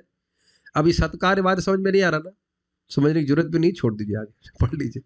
पढ़ते यहाँ इस श्लोक से एक समानता है, जो असत है उसकी सृष्टि नहीं हो सकती, अर्थात जिसका कोई अस्तित्व नहीं उसकी सृष्टि नहीं हो सकती। परंतु इस संदर्भ में यहाँ श्लोक का अर्थ यह है कि जो असत है अर्थात शरीर, उसका कोई स्थायित्व नहीं, अर्थात न भावा। सिंपल बात है, सब छोड़ दीजिए, इसको भूल जाइए। बस खाली इतना बात समझ लीजिए कि जो असत है, जो भौतिक शरीर है, उसका कोई चिर स्थायित्व नहीं। कुछ चीज़ आपको छोड़ दीजिए, बस ये समझ लीजिए कि यह सत्कार्यवाद जो बात बोली जा रही है, इसका इस श्लोक से कोई संबंध नहीं, इतना समझ लीजिए। टीका है तो मैं समझा रहा हूँ इसलिए बोल रहा हूँ, नहीं तो उसका कोई प्रयोजन हमारे पास नहीं। भूल जाइए, कुछ चीजें भूल जाइए। हाँ, ये आप हर श्लोक के बारे में क्यों नहीं बोलते हैं? कुछ चीजें भूल जाइए, ठीक है। परपट प्रभुपाद जी का, अब देखिएगा श्रील प्रभुपाद जी का तात्पर्य कितना आसान होगा आपको समझने के लिए। परिवर्तनशील शरीर का कोई स्थायित्व नहीं है। नो व्याख्या नीडेड, समझ में आ गया। आधुनिक चिकित्सा विज्ञान ने भी यह स्वीकार किया है कि विभिन्न कोशिकाओं की क्रिया प्रतिक्रिया द्वारा शरीर प्रतिक्षण बदलता रहता है। ये सब सुना हुआ सिद्धांत है कि 7 साल में हमारा शरीर पूरी तरह चेंज हो जाता है। तो कोई कह रहा है कि मैं केवल शरीर हूं, अगर मान लीजिए माता पिता सब बोलते हैं तो उनको पूछ सकते हैं कि जिसको आपने जन्म दिया वो तो चला गया अभी। और उससे भी खतरनाक, मान लो कोई कहे पति और पत्नी है, तो कह रहे आप किसके संग रह रही हो? जिससे आपकी शादी हुई वो तो चेंज हो गया है। तो इस सिद्धांत के साथ हम नहीं जी सकते ना। यही मानते हैं ना किसी से शादी हुई जबकि जैसी दिख रही थी या दिख रहा था उससे बिल्कुल अलग दिखाई पड़ता है। अगर आपको नहीं विश्वास है तो अपने मम्मी पापा की शादी की फोटो देख लीजिएगा, और अगर भाग्य हो तो उनके बचपन की फोटो देख लीजिएगा तो समझ रहा है कितना परिवर्तन हो जाता है। क्लियर है?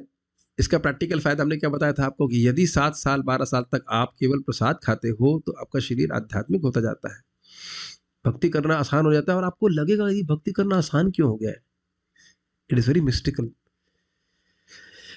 लेकिन प्रोसेस समझ रहे हैं आप। इस तरह शरीर में वृद्धि तथा वृद्धावस्था आती रहती है। शरीर के 6 परिवर्तनों को जानते हैं आप? जन्म, वृद्धि, कुछ समय के स्थायित्व, बाय प्रोडक्ट्स यानी कि कुछ बच्चे इत्यादि पैदा करना, या बच्चे भी ना पैदा करना तो ब्रह्मचारियों के भी पसीने तो निकलता ही है, इज इट नॉट? पसीना है, बहुत कुछ सारे, और इवन शरीर से कुछ कीड़े भी उत्पन्न होते रहते हैं, तो कुछ बाय प्रोडक्ट तो निकलते ही हैं, उसको नहीं हम हटा सकते। क्षय यानी कि डीके हो रहा है, और मृत्यु। अच्छा, डीके बुढ़ापे में, डीके जो हो रहा है, क्षय, वो केवल बुढ़ापे में होता है अभी भी हो रहा है, समझ नहीं रहे लोग। नहीं तो आप ट्राई कर सकते हैं, कार्तिक बीत चुका है, 2 दिन 3 दिन आप नहीं नहाइए, देखिए कितना, हम आप ही बोलेंगे, अपने पे नहीं घटित करेंगे, लेकिन आप देख सकते हैं कि कितना सुंदर हमारा शरीर की स्थिति हो जाती है। कल्पना भी नहीं कर सकते ना। थोड़ा करने का प्रयास कीजिए, कैसा लगेगा 2 दिन स्नान नहीं, वेरी मिजरेबल। तब समझ में आ जाएगा कि हमारे शरीर की कितनी बुरी स्थिति। देखिए मुझे इसीलिए खराब लगता है, क्या पता है, जिन लोगों को वाकई धन की जरूरत नहीं है वो इस जगत में प्रसिद्ध बनने के लिए प्रयास कर रहे हैं। किसको बोल रहे हैं किसको बोल रहे हैं? भाई कुछ धन की आवश्यकता तो है, मेरे मुझ जैसे संत को ऐसा बोल सकते हैं जिसका अवतरण तो युग युग में धन की स्थापना के लिए होता है। भाई देखो, हर किसी का ऐसा भाग्य नहीं है कि उसको धन ना कमाना पड़े, लेकिन कुछ लोगों का भाग्य ऐसा है कि धन नहीं कमाना होता है। तो क्या मरने की जरूरत है? इस शरीर के लिए यश प्राप्त करने की क्या जरूरत है? इतना आसान नहीं है इसको डाइजेस्ट करना। सुन तो लेता है व्यक्ति लेकिन डाइजेस्ट नहीं कर पाता, हर क्षण चेंज हो रहा है। चलिए आगे बढ़ते हैं। किंतु शरीर तथा मन में निरंतर परिवर्तन होने पर भी आत्मा स्थायी रहता है। चलिए शरीर का तो परिवर्तन आपने देख लिया, जरा मन के परिवर्तन पे विचार कीजिए। एकदम सुंदर बात, हर क्षण मन कुछ ना कुछ बोलता है, और आप देखेंगे कि जो चीज अच्छी लग रही है अभी, कुछ क्षण के बाद वो बिल्कुल खराब लगने लगती है। अब बताइए मन पे कितना भरोसा किया जाए? इसको बुर्जन प्रभु कहते हैं, that's how we by on instincts. समझ रहे हैं? कुछ आपने आजकल वो ऑनलाइन ऑर्डर करने का सिस्टम हो गया है, हाँ ये बहुत अच्छा, ये मेरे लिए बहुत इंपॉर्टेंट है, ये है वो है, और कोई मना करने के लिए क्लिक और वस्तु आ जाती है, वो पड़ी रहती है और उसको हम उपयोग भी नहीं करते। यस और नो? भैया ये बहुत खतरनाक बात है। मन के संकल्प और विकल्प में फंस करके व्यक्ति अपने स्थायी लाभ को छोड़ सकता है। यस और नो? समझ में आई बात? मन ये बोला ये करना ये करना ये करना, उसके बाद बंटा धार आत्मा का करते हैं कि नहीं, भक्त लोग ब्लूप होते हैं कि नहीं, बहुत डेंजरस है। तो इन दोनों परिवर्तनों से व्यक्ति को अपने को अलग देखने का प्रयास करना चाहिए। अरे बहुत इंपॉर्टेंट है, मन में काम क्रोध लोभ मोह, अरे प्रभु जी काम आ रहा है, ये आ रहा है, हमारे दिल में काम आ रहा है, प्रभु जी हम भक्ति कैसे करें? तो भाई समझो कि ये आ रहा है और जाएगा भी, क्या हमेशा ही आता रहता है? क्या आंधी हमेशा चलती रहती है? ये केवल एक ही आप ही के संग हो रहा है, सभी के संग होता जाता रहता है। भगवान स्वयं इस बात को बोल रहे हैं, स्थिर रह के भगवान की भक्ति करो, भगवान की कृपा से सब नष्ट हो जाएगा। पता है नरसिंह देव जी क्या बोले? देवताओं ने कहा ये अच्छी बात नहीं है कि, ये तो अच्छा नहीं है कि असुर होकर के हिरण्यकश्यप आपके भक्तों का दमन करे। तो भगवान ने कहा आप चिंता मत कीजिए, अभी हमारा श्रवण कीर्तन कीजिए। Wow, that's a good answer, is it not? भगवान कह सकते चलो मैं अभी तलवार निकाल रहा हूं उसको मार दूंगा, नहीं आप चिंता मत करिए, आप हमारा श्रवण कीर्तन करिए, समय आने पे प्रहलाद महाराज को जब अपराध करेगा तो मैं मार दूंगा। बहुत सुंदर शिक्षा, आप अपना श्रवण कीर्तन करते रहिए, भगवान जितने भी असुर है हृदय में मन के वो अपने समय में इसको नष्ट कर देंगे। आप भगवान को डिक्टेट मत करिए कि भाई हम 2 दिन से भजन कर रहे हैं, हमारा काम क्रोध नष्ट क्यों नहीं हुआ। You don't dictate terms to Krishna, is it not? जब उनकी इच्छा होगी तो कर देंगे, पहले दिन से ही करना शुरू कर दिया। ठीक है, शरीर के परिवर्तन के बारे में समझ में आ गया, और मन के परिवर्तन से भी अपनी पहचान हमको नहीं करना चाहिए, स्थिर रहना चाहिए, भक्ति में स्थिर रहना चाहिए। जैसे बड़ी इंटरेस्टिंग बात है, आप बीमार हो सकते हैं, you may be suffering but not miserable. समझ में आई? We can be suffering but not miserable. नहीं समझ में आया? शरीर में कष्ट हो सकता है, लेकिन जितनी पहचान व्यक्ति की शरीर और मन से होती उतना वो दुखी होता है। दुख और कष्ट में थोड़ा अंतर देख पा रहे हैं? कष्ट हो सकता है शरीर में, इसका अर्थ यह नहीं कि आप दुखी ही होंगे। अब नहीं समझ में आ रहा था क्या बोलूं। जैसे एक सिंपल सा बात समझ लीजिए कि मान लीजिए आपकी मोटरसाइकिल में कुछ परेशानी है परेशानी, तो आपको कुछ दिक्कत है, लेकिन इसका मतलब नहीं कि आप मिजरेबल रहेंगे। लेकिन कुछ लोग जो अपनी बाइक से बहुत आसक्त होते हैं तो वो दुखी भी हो जाते हैं। देखा है कुछ लोग की कार में हल्का सा कोई चाबी से स्क्रैच मार दिया, अरे भाई ऐसा लगता है कि हृदय पे स्क्रैच मार दिया है। गलत तो नहीं बोल, हमारा तो खरीदे, हम तो कभी कार खरीदे नहीं। हमारी मंदिर कार में हल्का सा डेंट लग जाता था, हमारा ड्राइवर इतना चिंतित, प्रभु जी अभी जाओगे रिपेयर कराने? मैंने कहा भाई एक ही डेंट तो लगा है, 4-5 लग जाने तो फिर जाना। मुझे स्मरण आ रहा था हेमा मालिनी का, उनका एक्सीडेंट हुआ था, तुरंत ही वो भागी अपना क्या नाम से उनका सर्जरी कराने के लिए, प्लास्टिक सर्जरी। और उनको ये नहीं समझ में आ रहा कि अंदर देखो इसके अंदर क्या भरा है, जो खून निकला वो नहीं समझ पा रहे। वैसे तो डिवोटी है तो समझ रही होंगी, लेकिन ये कितना अवेयरनेस है ना व्यक्ति की, कितना भय। आप देख रहे हैं कितना भय अपने सौंदर्य के प्रति जो कि जाने वाला है। तो ये समझ रहे, पहचान अपनी शरीर और मन से करने के कारण हम कितने दुखी होते हैं। यह व्यक्ति का धन चोरी हो जाता है, खत्म हो जाता है, अरे साहब हम तो खत्म हो गए। तो खत्म हो गए तो बोल कैसे रहो तुम खत्म हो गए? यस और नो? यही पदार्थ तथा आत्मा का अंतर है। यानी क्या अंतर है? आत्मा अपरिवर्तनशील है और शरीर और मन नित्य परिवर्तनशील। उसमें क्या इन्वेस्ट करना एनर्जी को? स्वभावतः शरीर नित्य परिवर्तनशील है और आत्मा शाश्वत है, इसको हम लोग समझ चुके हैं, है ना? यस। तत्वदर्शियों ने चाहे निर्विशेषवादी हो या सुगुणवादी इस निष्कर्ष की स्थापना के लिए, बड़ा इंटरेस्टिंग है, इस बात पे कोई झगड़ा नहीं है। निराकारवादियों का और भक्तों का इस बात पे कोई झगड़ा नहीं कि आत्मा है। झगड़ा इस बात में है कि भगवान कौन है, उनसे हमारा क्या संबंध है, बाकी कोई झगड़ा नहीं। विष्णु पुराण में कहा गया है, देखिए ये कोटेशन था कि विष्णु तथा उनके धाम स्वयं प्रकाशित है। ज्योतिषी विष्णु भुवनानि विष्णु। सत तथा असत शब्द आत्मा तथा भौतिक पदार्थ के ही द्योतक हैं। सभी तत्वदर्शियों की स्थापना है। यहां व्याख्या करने की जरूरत है, समझ आ रहा है? यहीं से भगवान द्वारा अज्ञान से मोहग्रस्त जीवों को उपदेश देने का शुभारंभ होता है, होती नहीं होता है। अज्ञान को हटाने के लिए आराधक और आराध्य के बीच पुनः शाश्वत संबंध स्थापित करना होता है और फिर अंश रूप जीवों तथा श्री भगवान के अंतर को समझना होता है। ये भी क्लियर है? एक बात प्रभुपाद यहां क्लियर कर रहे हैं, शाश्वत संबंध। हम भगवान कृष्ण के नित्य दास हैं, अर्थात ऐसा नहीं कि उनका भजन पूजन करके उन्हीं का स्थान ले लेंगे। ये बहुत इंपॉर्टेंट बात है। कुछ मायावादी हरे कृष्णा करते हुए दिख जाएंगे आपको, उनका उद्देश्य क्या है? हरे कृष्णा करके भक्ति करके मैं भगवान बन जाऊंगा। तो ऐसी भक्ति से भगवान प्रभावित नहीं होते। इंटेंशन समझ रहे हैं भगवान क्या कर रहा है? Make sense? अच्छा, इस पर उधर से देख लीजिए एक और चीज, जब हम शाश्वत दास है अर्थात दास ही रहेंगे तो सेवा करना क्यों छोड़ देते? बताइए, कहने का आशय समझ रहे हैं? भाई हमसे कुछ अपराध हो जाए या कुछ भी हो जाए, तो अपराध हो जाएगा तो भी सेवा किसकी करेंगे? कृष्ण की ही। अगर कृष्ण की सेवा छोड़ करके माया की सेवा करेंगे तो किसकी सेवा करेंगे? कृष्ण की, दासानुदास। लेकिन यहां पे माया फिर लात मारेगी। बस ये बात है कि लात मार के भी उधर कृष्ण की तरफ ही ठेलेगी। यह बात आपको हल्की लग रही है, बहुत गंभीर बात है। अपराध हो चाहे कुछ हो, हम कृष्ण की सेवा नहीं छोड़ सकते हैं, क्योंकि हम कृष्ण की सेवा के लिए ही कर रहे हैं। और जितना कृष्ण की सेवा डायरेक्टली नहीं करेंगे उतनी और पिटाई होगी। कभी कभी लोग कहते हैं प्रभु जी नाम अपराध करेंगे, नाम अपराध करेंगे तो बहुत दिक्कत हो जाएगी। तो परम पूज्य गौर कृष्ण महाराज की बात मुझे याद आ रही थी, भाई अपराध वही करेगा जो सेवा करेगा। सेवा करेगा ही नहीं तो अपराध होगा ही नहीं। एक और भक्त बोल रहे थे, भैया आप गिरिराज की शालिग्राम का विग्रह की सेवा कर रहे हैं और मान लो हाथ से फिसल गए तो फिसल ही गए। वो क्या कर सकते हैं, है ना। मान लो तुलसी जी की सेवा कर रहे हैं, एक दिन में तुलसी गमला उठाया, गमला फूट गया तो फूटे गया। अब इसका मतलब तो ये नहीं कि अब तो मैं इतना पतित जीव हूं कि कभी तुलसी जी की गमला उठाऊंगा ही नहीं।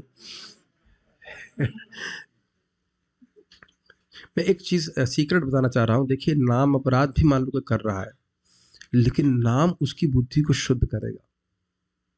वो अगर एक्सटेंडेड पीरियड तक करता रहे, मैं नाम अपराध करने के लिए प्रोत्साहित नहीं कर रहा हूँ।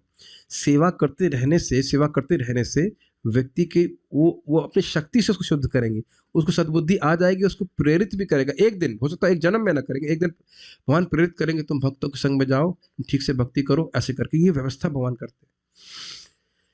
ये समझ में आ रही बात। इसलिए कभी भक्ति छोड़नी नहीं चाहिए, ठीक है।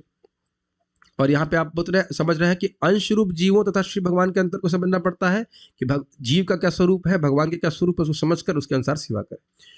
भगवान विभू है, मैं अणु हूं, ये बार बार सुनना जरूरी है। अगर आप महाराज जी के प्रवचन सुनते तो महाराज ठोकते रहते इस बात को कि तुम आत्मा, तुम जीव हो, तुम दीन हो, तुम भगवान की शरण में जाओ, भगवान समर्थ है, भगवान की शरण देने में समर्थ है, भगवान ही शरण देने में समर्थ है, तुम भगवान नहीं हो, इत्यादि इत्यादि। देखिए कितनी बार महाराज हैमरिंग करते हैं, अगर आप सुनते हो। और प्रभुपाद जी कितनी हैमरिंग करते हैं, यहाँ भी देखिए हैमरिंग कर रहे हैं, तुम जीव हो, तुम छोटे हो, तुम अणु हो, तुम भगवान नहीं हो, ये है वो है।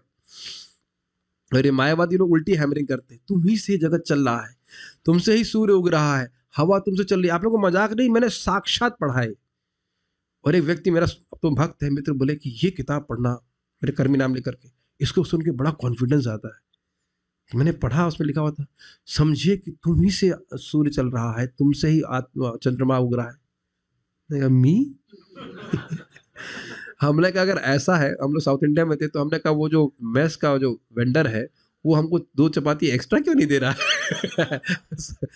स्वामी 2 चपाती, स्वामी वही मैदे वाली। हमने कहा भाई वो क्यों नहीं दे रहा है, अगर इतने ही शक्तिशाली है तो चपाती I was not convinced about it. Is it ना? आपको लग रहा है ऐसा कुछ है? कुछ भी नहीं है। और ऐसा बोल बोल कर लोगों के हृदय में इल्यूजन क्रिएट कर रहे हैं। ध्यान दीजिए, हमको सत्य बताया जा रहा है कि हम भगवान के दास हैं, और उनको इल्यूजन बताया जा रहा है, और उस वही इल्यूजन उनके इल्यूजन का मुख्य स्रोत है। अपने को भगवान मानना इसी कारण से जगत में फंसा हुआ है। तो हम बार बार बता रहे, तो कह रहे समझना बहुत जरूरी है कि हम भगवान के अंश हैं। और दूसरी दृष्टि देखिए, हम भगवान के अंश हैं तो क्या भगवान हमको नहीं स्वीकार करेंगे? हमको नहीं स्वीकार करने की बात ही नहीं, कहाँ जाएंगे, कहाँ? भगवान इस मामले में असमर्थ है कि फेंक दे जीवों कहीं। कहाँ फेंकेंगे? जहां जाएंगे वहां उनकी सत्ता है कि नहीं? भगवान करते भी नहीं, फेंकते भी नहीं कभी इस तरह से। एक छोटी सी बात मैं बताना चाहता हूँ, बड़ी इंटरेस्टिंग, मैंने ऑब्जर्व करी। देखिए यहाँ पे भी बहुत से भक्त लोग क्लास सुन रहे हैं, लेकिन आप जानते हैं कि को होस्ट के पास रिजर्व्ड है कुछ राइट्स, जिसके द्वारा वो वस्तु केवल को होस्ट देख सकता है और जूम के अन्य पार्टिसिपेंट नहीं देख सकते। जैसे मान लीजिए हम वेटिंग रूम इनेबल कर दें, तो एडमिट का जो नोटिफिकेशन आता है वो केवल होस्ट और को होस्ट देखते हैं। बड़ा स्ट्राइकिंग बात मैंने देखी, अन्य लोगों को नहीं मालूम चलता, जब यद्यपि एक ही स्थान पे है और सब लोग सचेतन है। तो जब जूम ऐसा कर सकता है, तो भगवान के अंदर सामर्थ्य नहीं कि एक ही समय में अपने को एक व्यक्ति को प्रकट करा देंगे और दूसरे को नहीं कराएंगे। Very striking, is it not? सामने होता हुआ हम देख रहे हैं इस तरह से। मुझे खुद भगवान की बात का स्मरण हो रहा था। तो भगवान कब किसकी माया को दूर करेंगे? जो उनके शरणागत है। और उसके बगल वाला बैठा व्यक्ति ना, वो शरणागत नहीं, उसको नहीं स्वीकार करेंगे, उसको समझ में नहीं आएगी बात। जो जाप कर रहा है, भक्ति कर रहा है, प्रणाम कर रहा है, उसे गीता की बात समझ में आएगी। लेकिन जो व्यक्ति भक्त नहीं, उसे पूछते क्या ये पागल एक व्यक्ति बोल रहा है, ये सुनते जा रहे हैं, और पैसे भी नहीं मिलते इसके, और नौकरी भी नहीं मिलती है ना? अजीब सी बात ना, स्ट्राइक किया मेरे को इस बात को। यहाँ है सामर्थ्य, तो अन्य लोगों में सामर्थ्य नहीं होगा, बताइए। भगवान में तो सामर्थ्य है। नाहम प्रकाश सर्वस्य योगमाया समर्थ। मैं आपको अपने अनुभव से बोल रहा हूँ, बहुत बड़ा ड्यूटी तो हो ही नहीं, प्रयास कर रहा हूँ, but Krishna gives me this realisation of eternality so many times. It's like a spurt, ऐसे नहीं बोलना चाहिए, स्पर्ट बोलना तो flash, and it is very relieving, is very relieving. Relieving समझते हैं ना? सारा शोक आपका समाप्त हो जाता है। It's very relieving. आज ही महाराज इस बात को बोल रहे थे कि कोई आपका दोस्त दुश्मन नहीं है, केवल मन ही हमारा दुश्मन है, जिससे पहचान करके हम दुख और सुख का निर्माण कर रहे हैं। तो ये अंतर हमको समझते हुए चलना चाहिए। कोई भी व्यक्ति आत्मा के अध्ययन द्वारा परमेश्वर के स्वभाव को समझ सकता है। आत्मा तथा परमात्मा का अंतर अंश तथा पूर्ण के अंतर के रूप में है। जैसे कि सूर्य पूर्ण है और सूर्य की जो किरणें हैं वह अंश है। ठीक है। वेदांत सूत्र तथा श्रीमद् भागवत में परमेश्वर को समस्त उद्भवों का मूल माना गया है। वेदांत सूत्र में कहा गया है जन्मादि अस्यतः, भागवत में कहा गया है जन्मादि अस्यतः की बात उसकी व्याख्या कर रहे हैं। ऐसे उद्भव समझते हैं, उद्भव मतलब स्रोत नहीं, उद्भवों का यहाँ पे अर्थ है जो प्रकट हुए हैं। ये जगत दिख रहा है कि नहीं, तो कह रहे हैं कि उनके मूल माना गया है। भगवान इस बात को गीता में क्या बोलते हैं, अहम सर्वस्य प्रभवः, जो कुछ भी आपको दिख रहा है उसके स्रोत भगवान श्री कृष्ण है। आत्म प्रभव ईश्वरम, इस जगत के हर वस्तु के स्रोत भगवान श्री कृष्ण है। ठीक है। ऐसे उद्भवों का अनुभव परा तथा अपरा प्राकृतिक क्रमों द्वारा किया जाता है। इसका अर्थ क्या है, परा मतलब जीव और अपरा मतलब भौतिक शक्ति। ठीक है। भूमि रापो नलो वायु खम मनो बुद्धिरेव च इत्यादि। इन दोनों के अलावा तीसरा क्या है,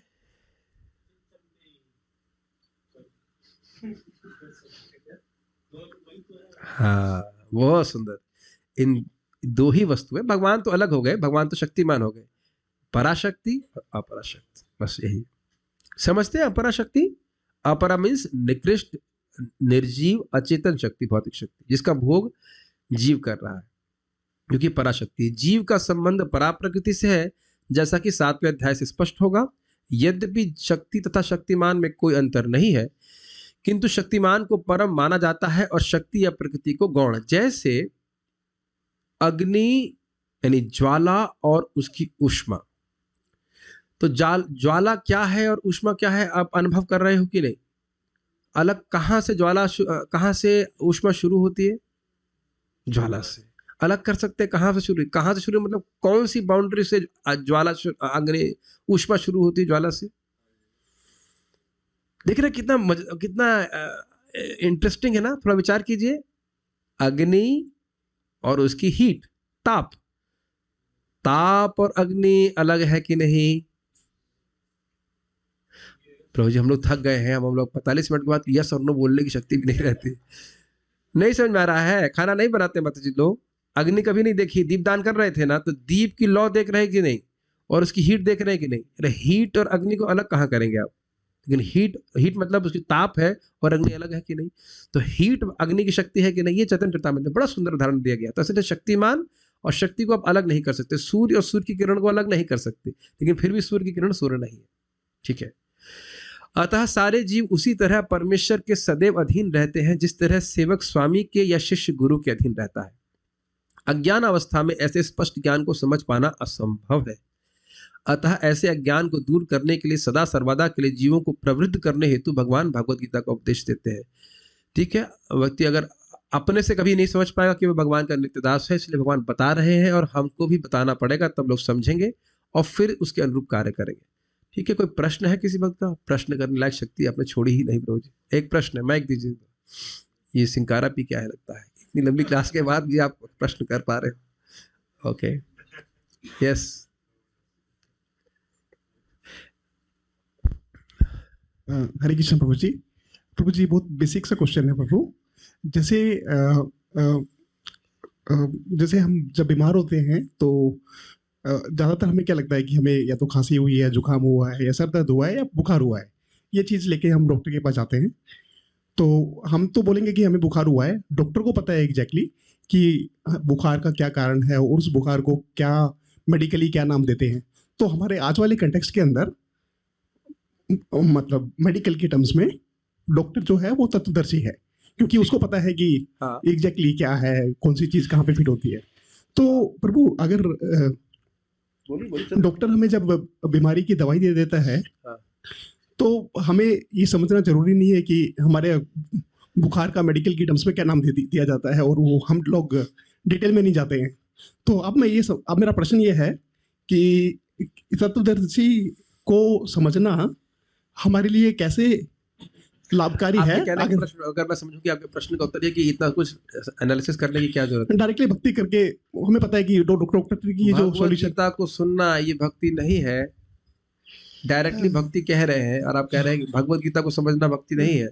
आप इस श्लोक के द्वारा क्या समझ रहे हैं? ये समझना सिद्धांत की भगवान और मुझ में अंतर है, ये इतना समझ में आ जाता है तुरंत?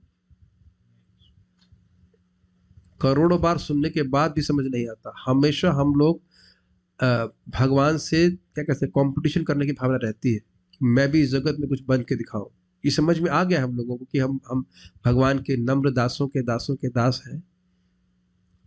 भगवान स्वयं भगवत गीता के अंत में कहते हैं कि जो हमारे इस संवाद को सुनता है वह बुद्धि के द्वारा मेरी उपासना करता है। तो भगवत गीता को सुनना ये भक्ति नहीं है?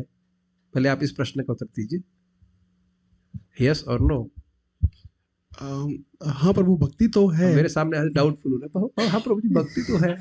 नहीं बोलेंगे तो डांट पड़ेगी। भक्ति तो है। जैसे हम जब करते हैं वो दवाई सिद्धांत बोली या चित्ते ना करे आलस, यहाँ लागे कृष्ण चरण सुदृढ़ मानस। सिद्धांत को बोल करके व्यक्ति अपने मन को आलस नहीं करना चाहिए। दूसरी बात क्या है, देखिए विवेक का बहुत बड़ा प्रयोजन है, बहुत बड़ा प्रभाव है। नहीं तो हरे कृष्ण मंत्र हम भगवान को प्रसन्न करने के लिए करते हैं ना। कितने भोले पद से आप बोल रहे हो। सब लोग हरे कृष्ण मंत्र को हम भगवान को प्रसन्न करने के लिए करते हैं ना। स्त्रियों को प्रसन्न करने के लिए नहीं बोल सकते ना। यश प्राप्त करने के लिए हरे कृष्ण नहीं कर सकते ना। स्त्रियों को प्रसन्न करने के लिए हरे कृष्ण बोलना बहुत आसान होता है, पता है। सिमिलरली पुरुषों को प्रसन्न करने के लिए, भगवान को प्रसन्न करने के लिए बहुत कठिन होता है बद्ध जीव के लिए। तो जो व्यक्ति इस प्रकार से कर रहा है वो क्यों कर रहा है, जरा बताइए। आपको नहीं लगता इतना आसान है? अपोजिट जेंडर को कुछ भी कोई भी कार्य उसको आकर्षित करने के लिए करना बड़ा आसान होता है। पेंटिंग कर रहा हो, चाहे व्यक्ति पहाड़ पे चढ़ जाए, चाहे मसल बॉडी बिल्डिंग करने, क्यों मेहनत कर रहा है? ये तो जगत पे देख रहे हैं, इज इट नॉट? वही कार्य तो हम भक्ति में करने लग जाते हैं। क्या महाराज आज नहीं इस बात को बोल रहे थे? अपने हृदय में झांक के देखना चाहिए कि हम किस लिए भक्ति कर रहे हैं। तो अगर यही समझ में नहीं आ रहा है कि हम है कौन, तो हमारी भक्ति भी हम लोग गलत मोटिवेशन से करने लग जाएंगे। दीदी ने भक्ति करी ना ये समझ कर कि मैं आत्मज्ञान प्राप्त करूं, वो अलग बात है कि शुद्ध हो गई, वो तो टाइम लगा, उन्हें बड़ी इंटेंस भक्ति भी करी, मारने के लिए भक्ति करने के लिए। मैं फिर से रिपीट कर रहा हूं, वासुदेव भगवती भक्ति योग प्रयोजितः जनयति आशु वैराग्यम ज्ञानम च यदहेतुकम। इसका अर्थ समझिए, जिस भक्ति का लक्ष्य प्रयोजन है, भगवत प्रेम है, वैसी भक्ति में जब नियोजित होता है तो बहुत जल्दी वैराग्य जनित होता है। नहीं तो हम देख रहे हैं इस जगत पे लोगों का वैराग्य जनित नहीं होता है भक्ति करने के बाद भी। कारण क्या है बताइए? आप सुने नहीं हरि नाम दीक्षा पुस्तक में, नाम जप करने के बाद भी भोग की वासना कम होने की बजाय बढ़ रही है, ऐसा भी देखा गया है। महाराज नहीं बोल रहे थे कि भक्त होने के बाद भी लोग झगड़ा कर रहे हैं? क्यों कर रहे हैं बताइए? तो इसलिए सिद्धांत को समझने से व्यक्ति ठीक भावना से जाप करता है, भक्ति करता है, तो उसका प्रभाव सही से आता है। तो जब साधना कर रहे हैं, साधना भक्ति की डेफिनेशन किसी को याद है? संस्कृत छोड़ दीजिए, हिंदी किसी को याद है? यस प्रभु। हाँ बताइए। अपनी इंद्रियों के द्वारा भगवान की सेवा करना ताकि भाव भक्ति पैदा हो। भाव भक्ति प्राप्त हो। सब लोग ऐसे ही कर रहे हैं। हमने आंखों से देखा, इतना सुंदर भक्त, सुंदर मतलब साधना बहुत अच्छी करता था, बहुत अच्छी साधना, 3 बजे उठ जाता था, जब करता, सारी क्लास वगैरह आ रहा था, उसको अच्छा भी लग रहा था ईमानदारी से, लेकिन उसकी अमेरिका जाने की इच्छा थी। तो अब ये तो नहीं कह सकते, महाराज एकदम सुंदर शब्द बोल रहे थे, कह रहे थे कि देखिए कोई व्यक्ति आपसे अधिक भक्ति करता हुआ दिख सकता है, लेकिन वो जरूरी नहीं कि साधना भक्ति कर रहा हो, जरूरी नहीं कि ऊपर धर्म कर रहा हो। भक्ति कैसे भी कीजिए ठीक है, लेकिन साधना भक्ति नहीं कह रहा। तो जब इस सारे तत्व तो सीखने होते हैं ना कि हम कौन है, भगवान कौन है तो ये नहीं सीखेंगे तो कठिनाई आ जाएगी, है कि नहीं? तो ये एक पहली बात, ये सारी बातें समझने से व्यक्ति सुदृढ़ रहता है। आप बताइए, अब बुरा मत मानिए, हमारे ही भक्तों के घर में, दीक्षित भक्तों के घर में बच्चों लोगों को सुबह नहीं उठाया जा रहा है। समझ गए ना वो आत्मा शरीर का अंतर? मैं नहीं कह रहा हूँ सभी के यहाँ ऐसा होता है, लेकिन प्राय हम देख रहे हैं कि दीक्षित डिवोटीज के अंदर घरों में भी बच्चों को नहीं उठाया जा रहा सुबह कि मंगल आरती के लिए आ रहे हो, जब के लिए आ रहे हो। मैं ये नहीं कह रहा हूँ सभी ऐसा होता है, लेकिन बहुत बार ऐसा होता है। और ये तो हम एक भक्त सुन रहे हैं, मुझे खुद ही बोल रहे थे कि उनकी लड़की भक्ति नहीं करती, वृंदावन में आई, उसने कुछ भक्ति करना शुरू कर दिया तो उनको डर लगने लगा, कहा जाओ जाओ अपने फ्रेंड्स संग खेलने चले जाओ। बताओ, खुद तुम भागवत सुन रही हो और अपने बच्चे को ढेल रही हो भोग में। खुद उन्होंने बताया तो बुरा तो नहीं मानना चाहिए उनको किस प्रकार से। मुझे बड़ा क्रोध आया, हमने कहा कितनी गलत बात है। देखिए, ये विवेक जागृत होना जरूरी है कि मैं इस जगत का नहीं हूं और मुझे भगवान की भक्ति प्राप्त करने के लिए भक्ति करना है। हम कितनी बार बोल चुके हैं, लेकिन सबको तुरंत नहीं समझ में आता है, तो इसलिए समझना बहुत जरूरी है। यहाँ पे लिखा है ना, उपास्य और उपासक के भेद को समझेगा तब तो ठीक से भगवान की उपासना करेगा, नहीं तो गजब हैरान हूँ भगवान तुम्हें कैसे रजाऊं मैं, आप ब्रह्म है मैं ही ब्रह्म हूँ। तो जब समझ में नहीं आ रहा तो भजन नहीं कर पा रहा भगवान का, तो मैं बीमारी नहीं ठीक होगी। अच्छा, दूसरा आपका मुझे पता नहीं, मैं तो कोई दवा लेने से पहले 1000 बार रिसर्च करता हूँ कि क्या उसका कोई साइड इफेक्ट है कि नहीं, क्योंकि कुछ है कि नहीं, तब जाके कन्विंस हो जाता कि हाँ ये दवा ठीक से काम करती है, तब मैं दवा लेता हूँ।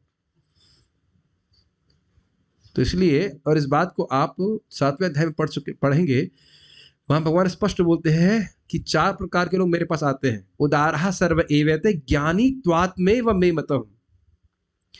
अर्थात जिज्ञासु और ज्ञानी मेरे पास आ रहे हैं, लेकिन ज्ञानी तो मेरी आत्मा ही है। क्यों? क्योंकि वह सदा ही मेरी सेवा में युक्त रहता है। क्यों? क्योंकि वह समझ रहा है कि मैं भगवान का अंश हूं, मेरा एकमात्र कर्तव्य भगवान की सेवा करना है। तो इस भगवत ज्ञान का बड़ा प्रभाव है प्रभु जी, तो इसको ऐसे नहीं छोड़ना चाहिए। ठीक है, thank you Prabhu, thank you. हाँ, एक और बात इंटरेस्टिंग है कि देखिए अन्य, हम ये बात मैंने प्रवचन में बोला था कि भाई इससे पहले वाले जो मैंने बोला था इस पे, कि देखिए अन्य बीमारी में दिक्कत ये होती है, फायदा ये होता है कि हम मानते हैं कि हम बीमार है तो दवा लेते हैं, और पागलपन की बीमारी में दिक्कत ये होती है कि पागल ये नहीं मानता कि वो पागल है, मैं तो ठीक हूँ। अब फिर तो जो ठीक करने वाले उन्हीं को पागल मानता है कि नहीं। और आप ये भी जानते हैं कि पागल व्यक्ति को 5-6 आदमी पकड़ के लाएंगे तब उसका इलाज होता है। इसीलिए 4-5 लोग भक्त जाते हैं प्रचार करने के लिए, किसी को पकड़ के लाने के लिए, एक व्यक्ति को पकड़ के लाने के लिए। ठीक है, मुझे क्यों बता रहे, उनको बताओ, जो गरीब लोग हैं उनको बताओ, मैं तो ओके है कि नहीं। तो ये पागल का लक्षण है ना, कि हम भूले रहते हैं कि हम कौन है और हमारा कर्तव्य क्या है। ये शास्त्र में उदाहरण दिया गया है। तो इसको खूब जब प्रचुर मात्रा में सुनेंगे तब व्यक्ति के दिमाग में घुसेगा कि भाई हम जगत की वस्तु में व्यर्थ के प्रयोजन में अपना समय व्यर्थ कर रहे हैं, केवल रोना पड़ेगा उसके लिए बाद में, कह रहे हम लोग समय व्यर्थ किया बस। मुझे याद आ रहा है, मैं प्लीज थोड़ा सा समय दीजिए, भक्त आए थे, भक्त बैठे ही हुए यहाँ पे, मैं नाम नहीं बता सकता, वो समझ ही जाएंगे। उनके माता पिता को हम समझा रहे थे आपका शरीर छूट जाएगा, अब आत्मा हो शरीर, वो कुछ नहीं। बाद में माता जी इसीलिए रो रही है, इसकी नौकरी नहीं लग रही है, आप आशीर्वाद दीजिए नौकरी लग जाए। मैंने कहा इन्होंने सुना क्या और मैं इनको ब्लेम भी नहीं कर सकता, क्योंकि देखिए जब बहुत मटेरियल एनर्जी भर जाती है शरीर में, दिमाग में, तो फिर इतना आध्यात्मिक नहीं घुसता है। मैंने कहा ठीक है लग जाएगी नौकरी, कोई बात नहीं, धीरे is not, you can't help it, is not, उसमें कोई भर्सना करने की बात नहीं, वो दिमाग में घुसेगा ही नहीं। आप ही सोचो कि 30-40 साल भजन करने के बाद कोई कहे कि भाई कुछ बिजनेस करो, आप करने वाले हो भाई यही बिजनेस है हमारे, हरे कृष्ण मंत्र, और कोई हम जानते नहीं, और कोई जीवन में हम कुछ कर नहीं सकते। तो ऐसे उनकी स्थिति भी जाती है। ठीक है, तो बहुत काफी समय हो गया, बहुत बहुत धन्यवाद। आपको उम्मीद है कि भगवद गीता का श्लोक अच्छा लगा होगा। श्रीमद् भगवद गीता की जय, श्रील प्रभुपाद की जय, निताई गौर प्रेमानंदे। I will chant